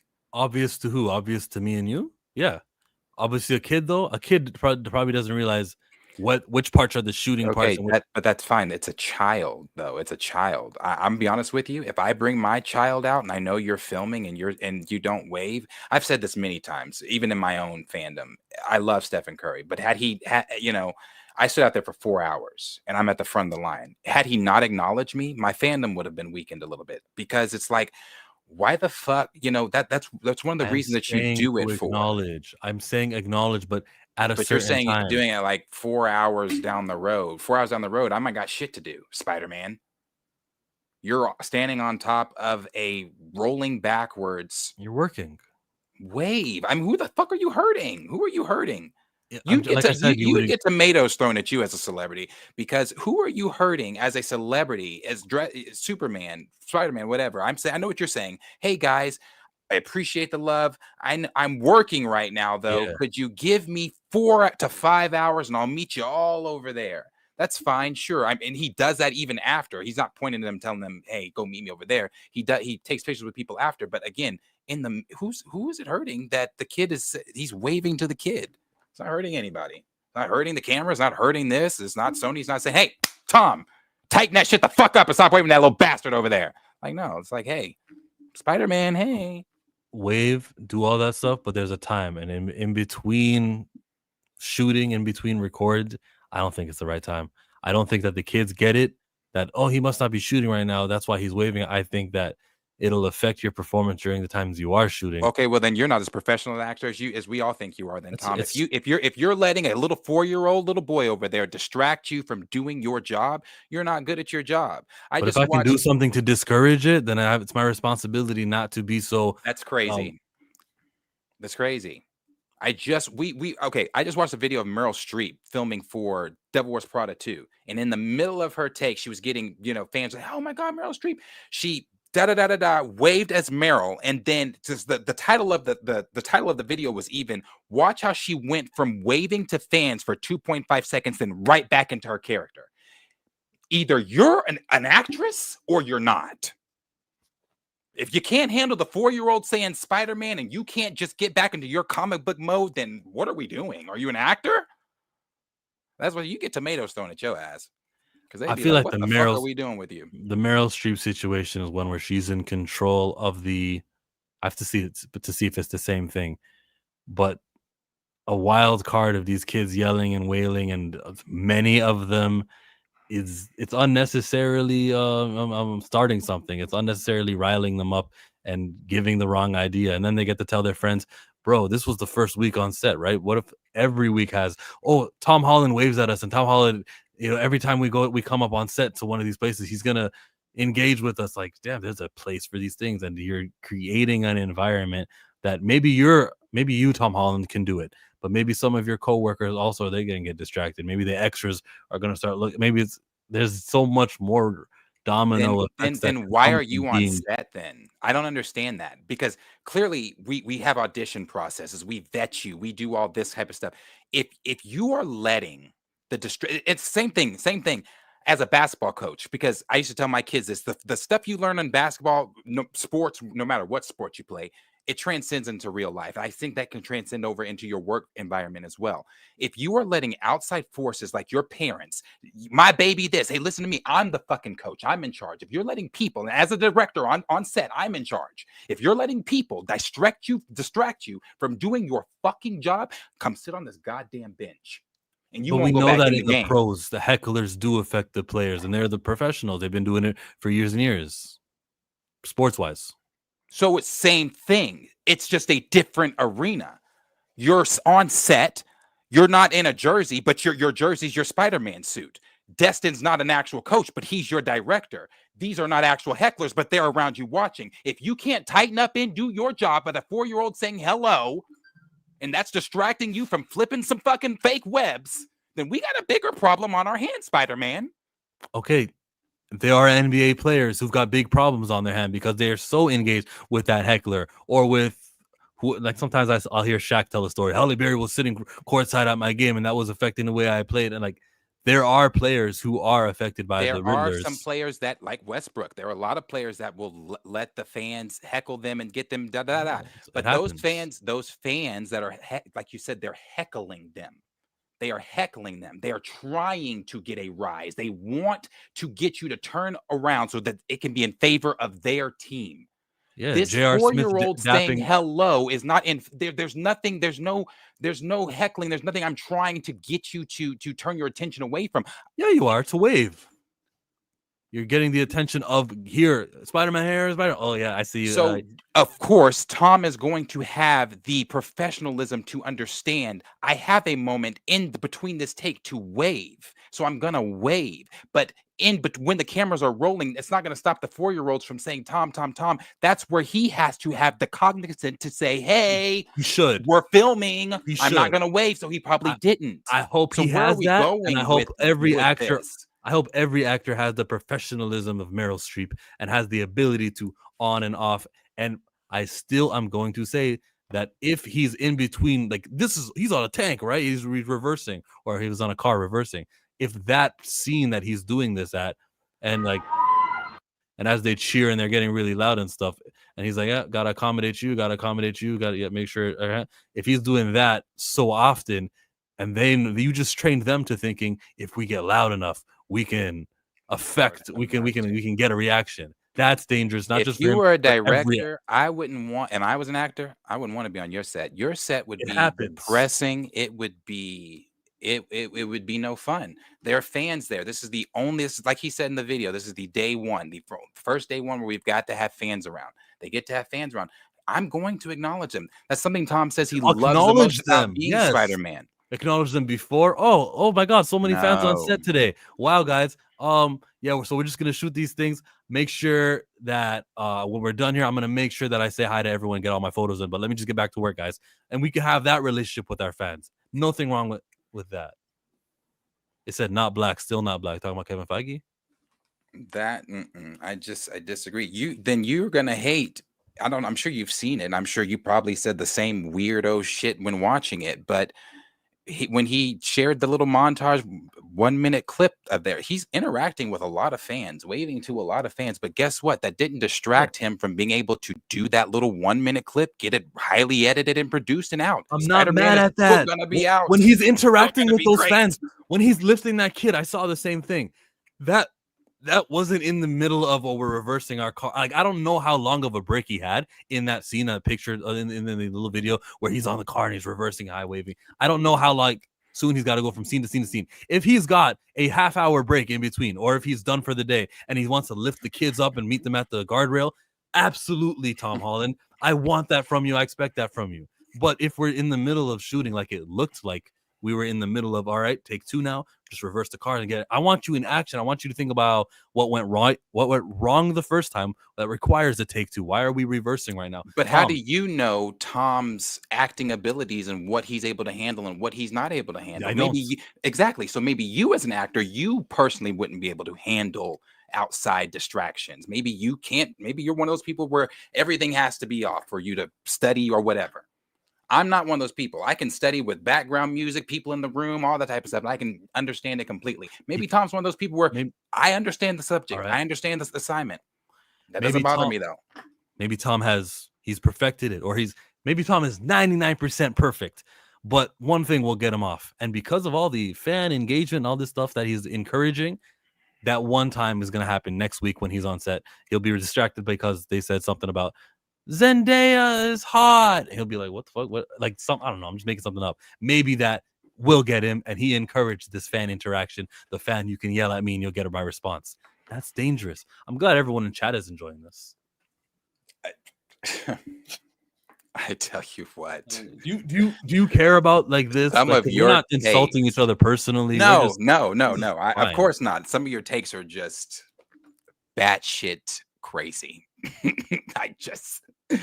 Oh man, that and today was one of those. If this was a tier list of your takes, S tier ones. This is an S tier for you today. That one's a little crazy. No, you gave the example of the basketball example, and there's literal examples of players being distracted and not playing defense because of the hecklers. But the players that the word you're using are heckling. Okay, Heckler? I'll use a different one. I'll use a different. Do you remember when J.R. Smith was showing love to somebody on the opposite team? He was on the bench, and he was like, "Hey," and then they scored because he wasn't playing defense. That's the opposite of heckling. That's love, and he's too busy trying to be accommodating to his boy. So, okay, you're using players like J.R. Smith as examples. J.R. Smith is the same player that what was in the finals threw it to. Yes, you're not using. No. I'm not even saying that. I'm just saying you're using people with low IQ basketball brains anyway. So, of course, JR is letting people distract him. But are you seeing some of the you're not seeing at the when Steph's at the free throw line, when LeBron's at the free throw line, when some of them are at the free throw line and they're yelling the shit they're yelling, is that stopping them from making Stephen Curry from making his free throws? I hope Tom Holland has because I'm in exactly. The long pause was because I am in fucking game mode. The long pause is because I was pulling up the video on the side. I'm professional enough to understand that I'm in game mode. I don't have to pay attention to the outside shit. It's gonna happen though, but I don't have to pay attention to it. This is this is J.R. Smith on the left, just so everyone who doesn't know what we're talking about. He's gonna go to the bench of the other player. Oh, look, it's love. It's not heckling. And now his other, he just got scored on. Again, that's dumb as fuck. If it is, but that's not a good example. It's not a good example. Just JR, that it's an example is good enough for me. That's not a good example. JR should have. How much time was on the clock in that? Since we're going basketball, we're talking sports. How much time was on the clock when he did that? How much time was on the clock? It was in the second quarter, 2:58. Second quarter. First of all, if I'm again, you shouldn't even be doing that in the middle of the game anyway. Shouldn't do it in the middle of acting. No, you're in the middle. J.R. Smith is in the middle of a fucking basketball game, and it's the second quarter, and it's 50-51. So where's your basketball IQ for you to even be having conversations with the game that close? Tom was on the top of a fucking moving vehicle. It doesn't matter if the cameras were rolling or not, because if the cameras were rolling, he probably would not have waved, because he has the understanding to know that I'm in the middle of filming. I'm not going to wave. But hey, kid, you just waved at me, so I'm going to wave back. I understand your point. It doesn't make sense. Hey, so some kids are like, well, he waved to me today. Maybe if I wave to him tomorrow, I can distract him or whatever the fuck. That makes sense, though. It just doesn't make sense because he would be professional enough to not be distracted. I would hope so. And I would hope that everyone on set that he just encouraged to, you can yell at that character, that actor, that character. I hope everyone on set is on Tom Holland's level that you believe Tom Holland is on. So is the issue Chill got a problem Tom acknowledging a kid? That's a gross oversimplification, but yeah. Basically. Sure. My problem is he acknowledges kids.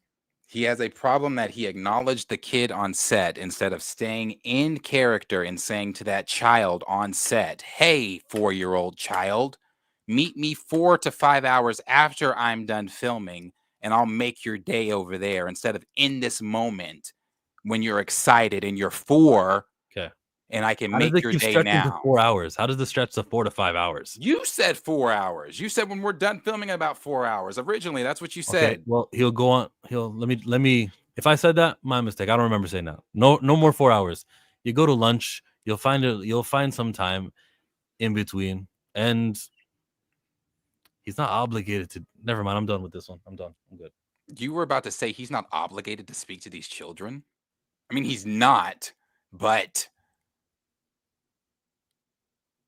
I tell you what, let your little web flipping ass not say something to my kid. There won't be a Spider-Man 4 because I'll trip his ass. No, but now I'm looking at the comics and I'm like, fuck. Chill said, fuck them kids. Come on, Chill. Tom made that kid day that day. He could have made his day when he walked on set. Hey, high five, everything. He could have, like, do you think that wave was the only time he interacted with that kid? I'm sure they did stay until afterwards when he got out of the car and he's like, oh, who we got here today? Oh, that's cool. Let's take a photo. I'm sure he made that kid's day regardless. The wave and the in between shooting, that part of it needs to be eliminated. And then, sure, he didn't wave at every fucking kid as he was reversing. And then take 3, he probably doesn't wave at everyone anyways. Like, I think he does ignore them sometimes. I think. Do you think he like reacts every single time, Darius? Do you think it don't, or do you think it's like I'm thinking? Sometimes he's gonna wave at them, sometimes he's not, and I'm just saying, just don't wave at them always while you are in the middle of working. From what I have seen from Tom in past videos and in this most recent stuff, he likes interacting with the fans. But do you think that there are times where he doesn't interact with them, where he's like, I know they're yelling, but I'm in the zone?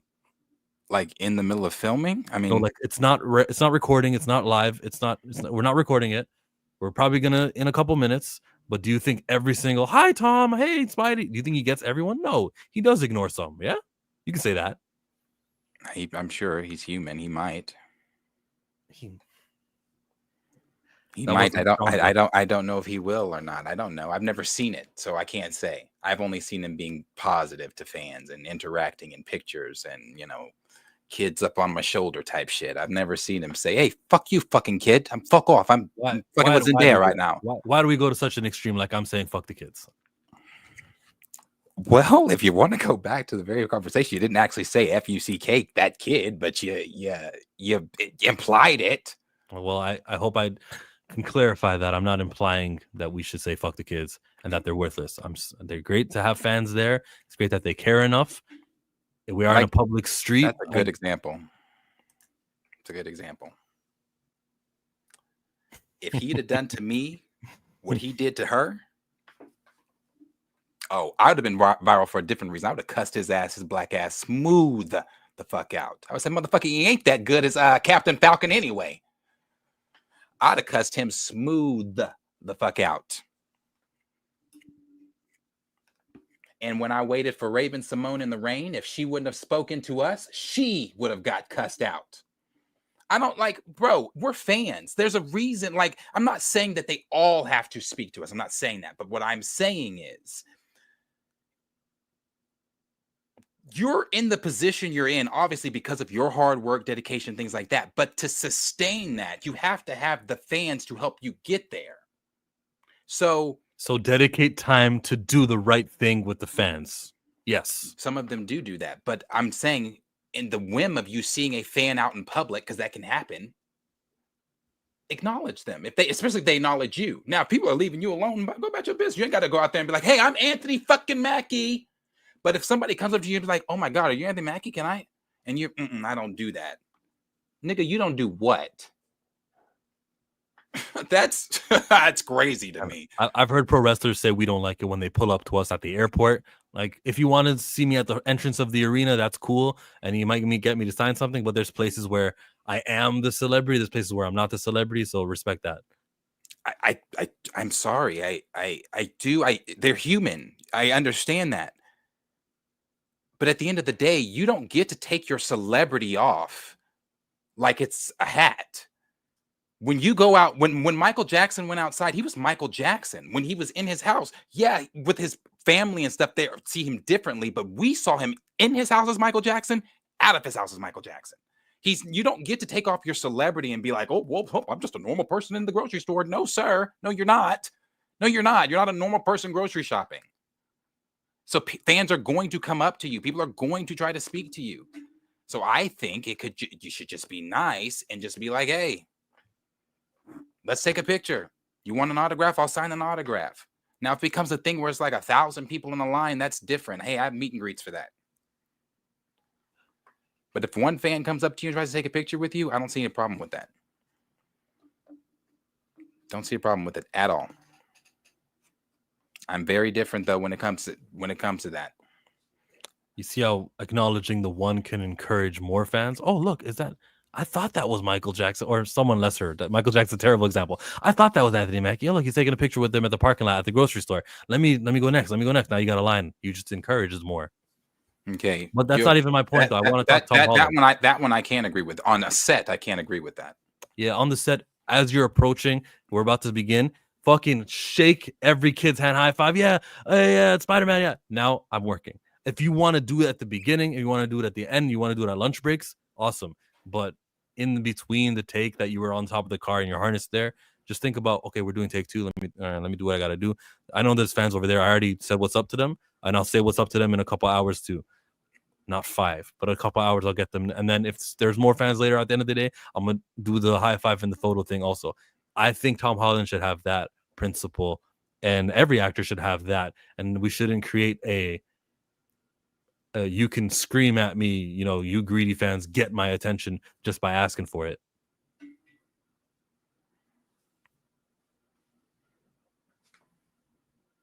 But it's okay for you to scream. Hold on, because he's getting on my motherfucking nerves. Because I told your ass to sit down.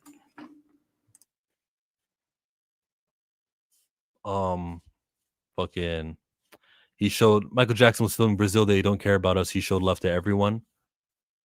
I watched the music video too. Yeah, Mackie hasn't made it to a place where he can turn down any positive interactions. You'd be surprised though when a studio is asking for Anthony Mackie and they're trying to get him. They're reaching out to him for his acting capabilities. They don't really care about the celebrity aspect. How nice is he with fans? They're thinking about that when they do the show with the clown. The show, the one on Paramount Plus. He about to meet his ancestors. Yeah. And what was the last part you just said before he pissed me off? What did you just say? You said shaking one fan's hand is going to encourage more. That wasn't it. It was something else you said. Oh, the Brazil thing with Michael is what we were talking about. Yeah. Damn, where was my mind going with that though?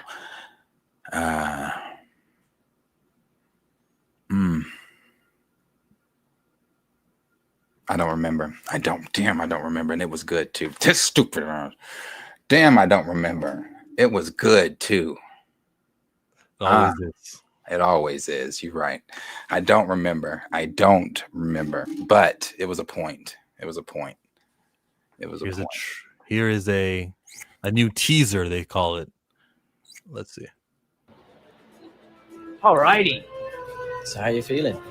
Yeah, I feel good, man. It's day one. My 4th ever day one on Spider-Man. It's funny putting the suit on. It feels different this time somehow. It's also the first time we've ever had fans on set for day one, so it's really exciting to share this with them. That's what I was gonna say. You're good? We've got some familiar.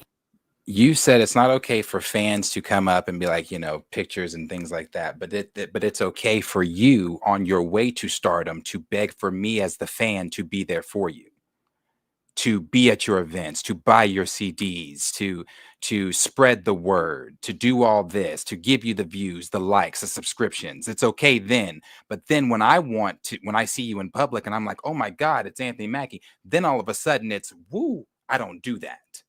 That's the problem I have with it. You want the fans' help to get to that stardom. So you still need to be thanking those fans when you are at that stardom. That's my point. I think you misunderstand the exchange. The exchange is you get to enjoy my No. performance. I don't misunderstand the exchange. I'm giving you I didn't something misunderstand it. I just explained in it. return for your fandom. I'm giving you something that is, look how cool I well acted. Look how I That's killed fine. it. That's fine. That's But the that's what also, you purchase. but That's the also, when I see you in public, if I see you in public, the least you can do is say hello. Because, like you just said, when I'm acting and doing this, but when you were acting at the street at the high school play down the street, you wanted me to come in person and be there, right? When you were acting up the street at the convention center, you wanted me to be there, right? Anthony Mackie did not want you to be at his high school. Hypothetically speaking, as an actor overall, if I'm an actor and I'm wanting my friends and Okay. fans to show up, So be nice to those day ones. no, to everyone. Because when people example, there's this guy, the OCDA guy. He's a comedian. When he goes around to different places, he's passing out flyers to random people, wanting them to come to his comedy show. That's how you get your stardom. You get fans to come to your comedy show. Hey, I've Yes. become a fan. Okay, so That's the if you're give and still take. great, hold my hand some more. Let's walk some more down the street since we're on the same page. Now that we've given and taken, and I've given my time to help you to get to where you want to be, if I see you in public, the least you can do is, hey, let's take a picture. Here's an autograph. What the give and take was. So what was given, what you took from me was you were at the comedy show, you laughed for an hour or for my half-hour set, and you gave me a flyer to come to. I didn't happen upon your comedy show. Yeah, I advertised and you had the choice to go, huh? Do I want to spend $10 to look at a guy, tell me jokes and laugh? And if I got satisfied, But you know what? But again, it's still different, because those same people after those comedy shows, those local comedy shows, are staying after and taking pictures with everyone.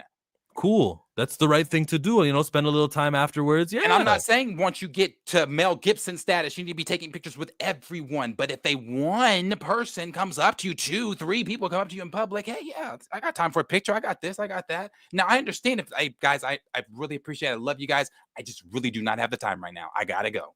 That's different. It's different. It's different than I don't do that. Tell me you don't do that as a celebrity. Different.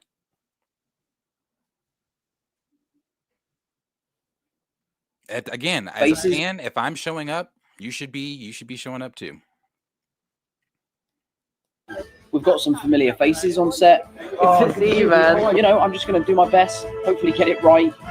No pressure.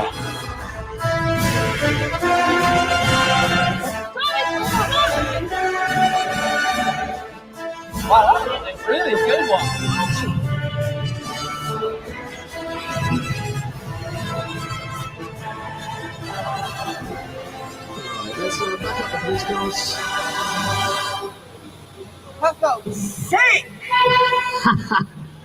It's not until the this period here when I hear the song and I remember that is the same music that they had for that first trilogy, so they're not getting rid of it. While it's not as iconic as like the John Williams Superman theme, some other iconic themes, it's good. It's nice to have the familiarity that they're going to use that with the Tom Holland Spider-Man's 4th movie. Yeah. This was an exciting video, even though it was just that minute. It was a hype minute for me personally. I liked it. I hope they continue to do this. I don't know if this is the stuff his brother's filming, his own personal stuff, or if this is Sony's footage, but I hope they keep doing this. I want them to do this all the way up till just the interaction. Just it feels like the involvement. I mean, I don't have to know everything that's going on set, even though with leaks and rumors that's inevitable. But this type of stuff, as a fan, this is fun. And when it comes to Spider-Man, for me personally, again, I can't speak for everyone. I feel a certain connection to Spider-Man because he maybe is one of my favorite characters. Next to Black Panther, he is my second favorite Marvel character. So it's just a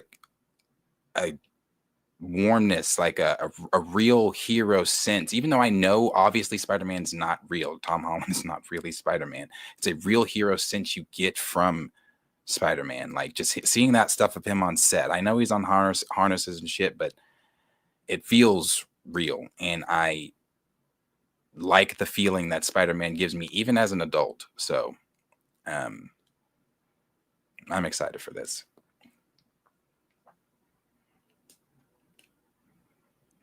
And that might be it.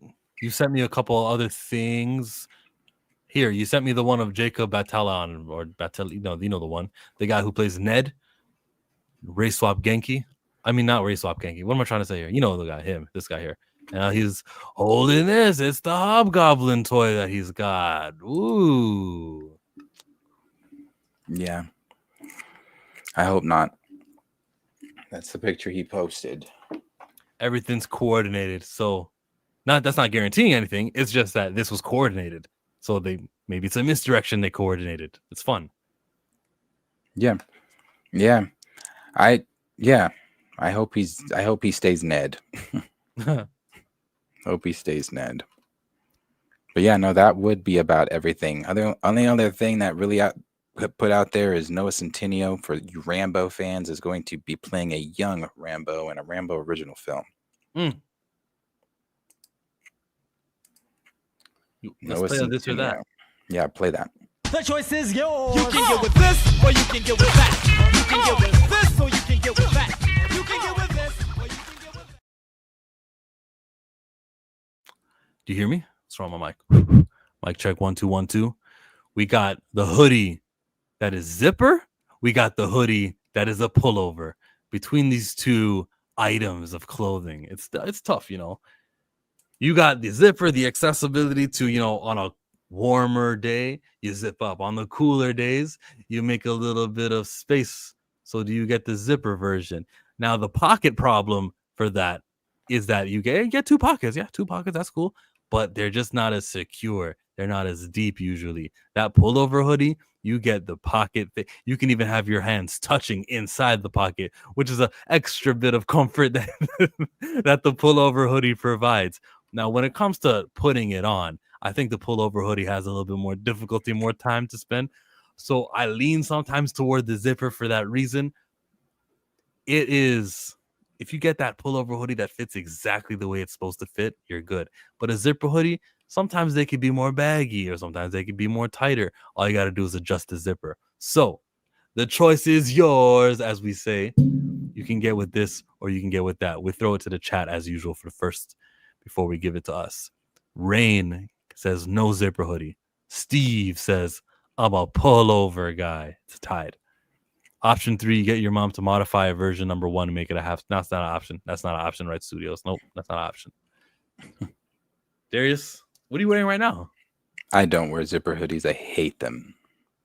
Hate them. If it's not a regular pullover hoodie or a pullover sweater, I don't like it. I hate that my hoodie pocket's not connected with a zipper. They're 2 separate pockets. It's not one pocket. So in your like adult life, have you ever bought a zipper hoodie? God, no. I avoid them. So if someone gives you I should do that. I should give you a gift. Now, like I have windbreakers hoodies that are zip. That's different. Yeah, that's different. But like just cotton, nah. The pullovers, never zipper. I like the zipper because putting a jacket over it is what I like. That's the only time I wear one anyway. So what does that mean? Wears the zipper one and then puts I'm assuming either another hoodie or jacket over it. Why couldn't you do that with the pullover and then you put a jacket over it? I don't know. Everybody has their styles. Yeah. What makes them comfortable and tick. But never the zipper. Gosh, no. Never the zipper. Never the zipper. I do both. I will always purchase both. And especially when you have to have a design on it, that zipper getting in the way. Look how it looked on this. Zipper's on the right side.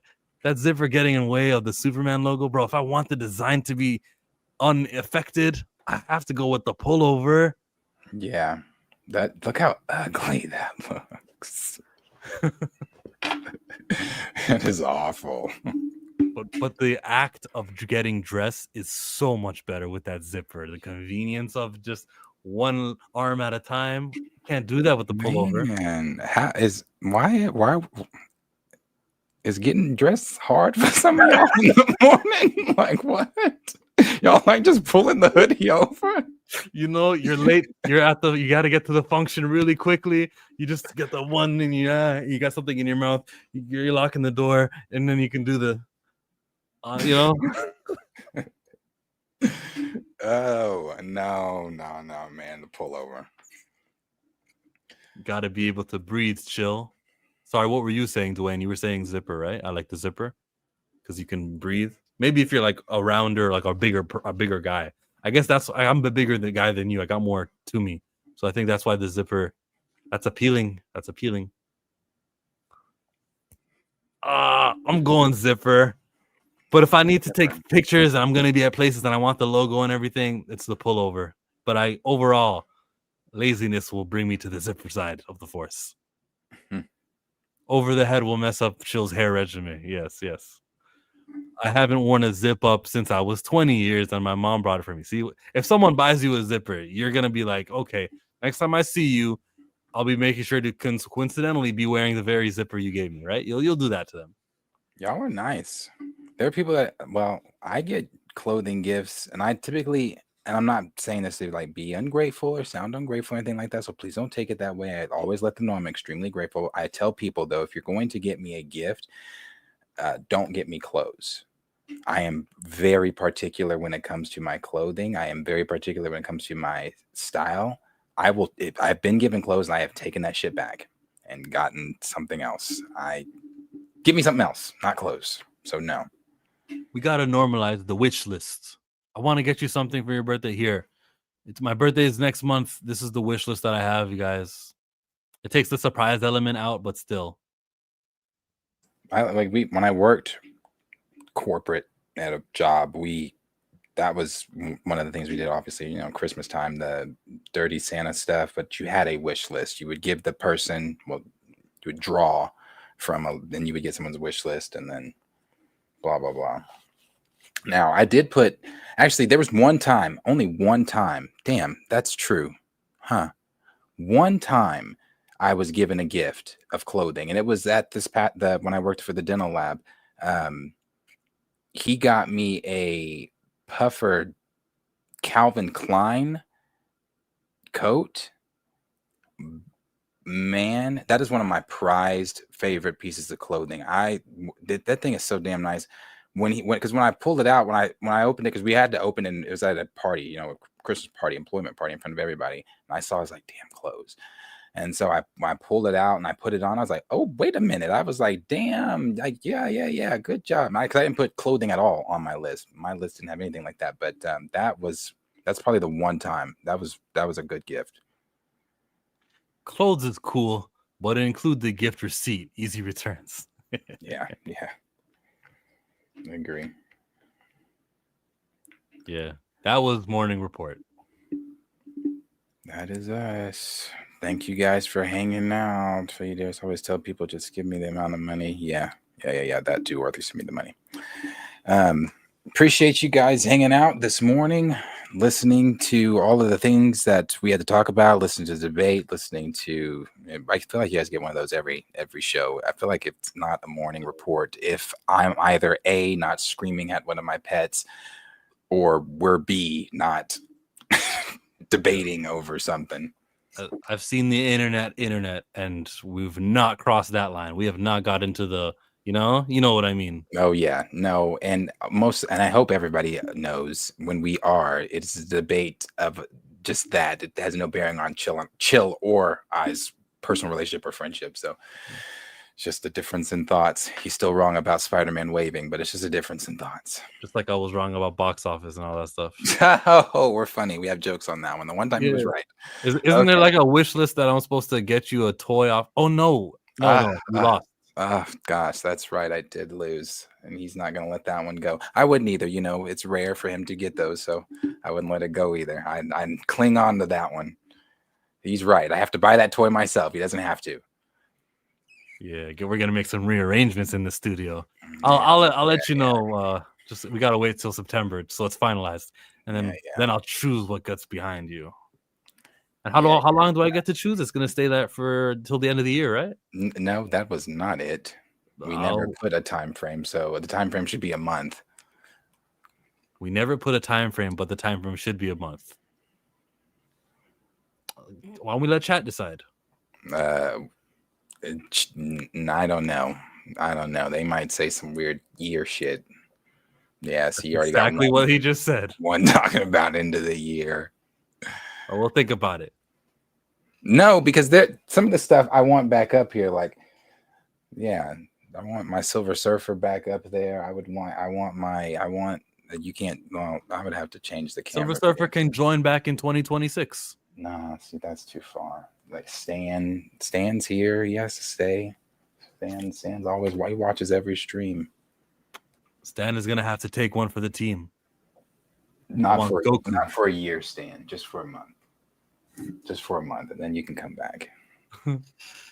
What was the question? Make a poll. Yeah, maybe tomorrow I'll make a poll of how long the background changes for. But he's talking about my background behind me because I can admit when I lost the bet that Fantastic Four would make more money because none of you went and saw the movie. So it didn't make money, but I lost. So I lost. Superman made exponentially more. Exponentially. It was fun. When we made money, it was fun. When we were happy. I'm mad at every person that did not go see this movie. And I know you didn't go see it in theaters either. No, I didn't. Yeah. You didn't either, but you didn't see Superman in theaters. But I didn't see Superman either. Yeah, you didn't see Superman. They both support Israel, so I didn't want to spend my money there. I'll spend my money on a black movie that WB or Disney do, but I didn't want to spend my money here.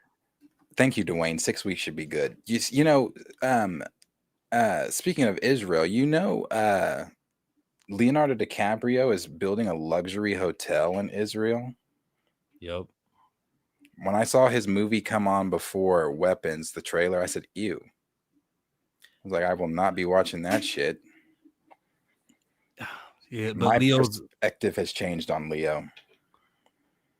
He's lost me, yeah. But like, think about it again. I remember what I said about Amanda Bynes. He also got started really young. He's also, I can forgive him a little bit in there, but yeah, the Israel thing is after now, because that was news that came out now. If you tell me that news like 10 years ago or whatever, fine. But there's an ongoing genocide in Rio. Yeah, that's the thing. It's an ongoing genocide. And you're just like, hotels. Yeah. Nah, I can't. But anyway, that has been the morning report. I am Planet Fanatics. That is chill. We do this every Monday, Tuesday, Wednesday, Thursday, Friday, 10 a.m. Central Standard Time, 11 a.m. Eastern Standard Time. We are back here tomorrow, those same times. Like, subscribe, share with your friends. Tell a friend to tell a friend to tell a friend if you haven't. We do this every day. Appreciate you guys and your time. Be safe and have a blessed rest of your day. Peace out.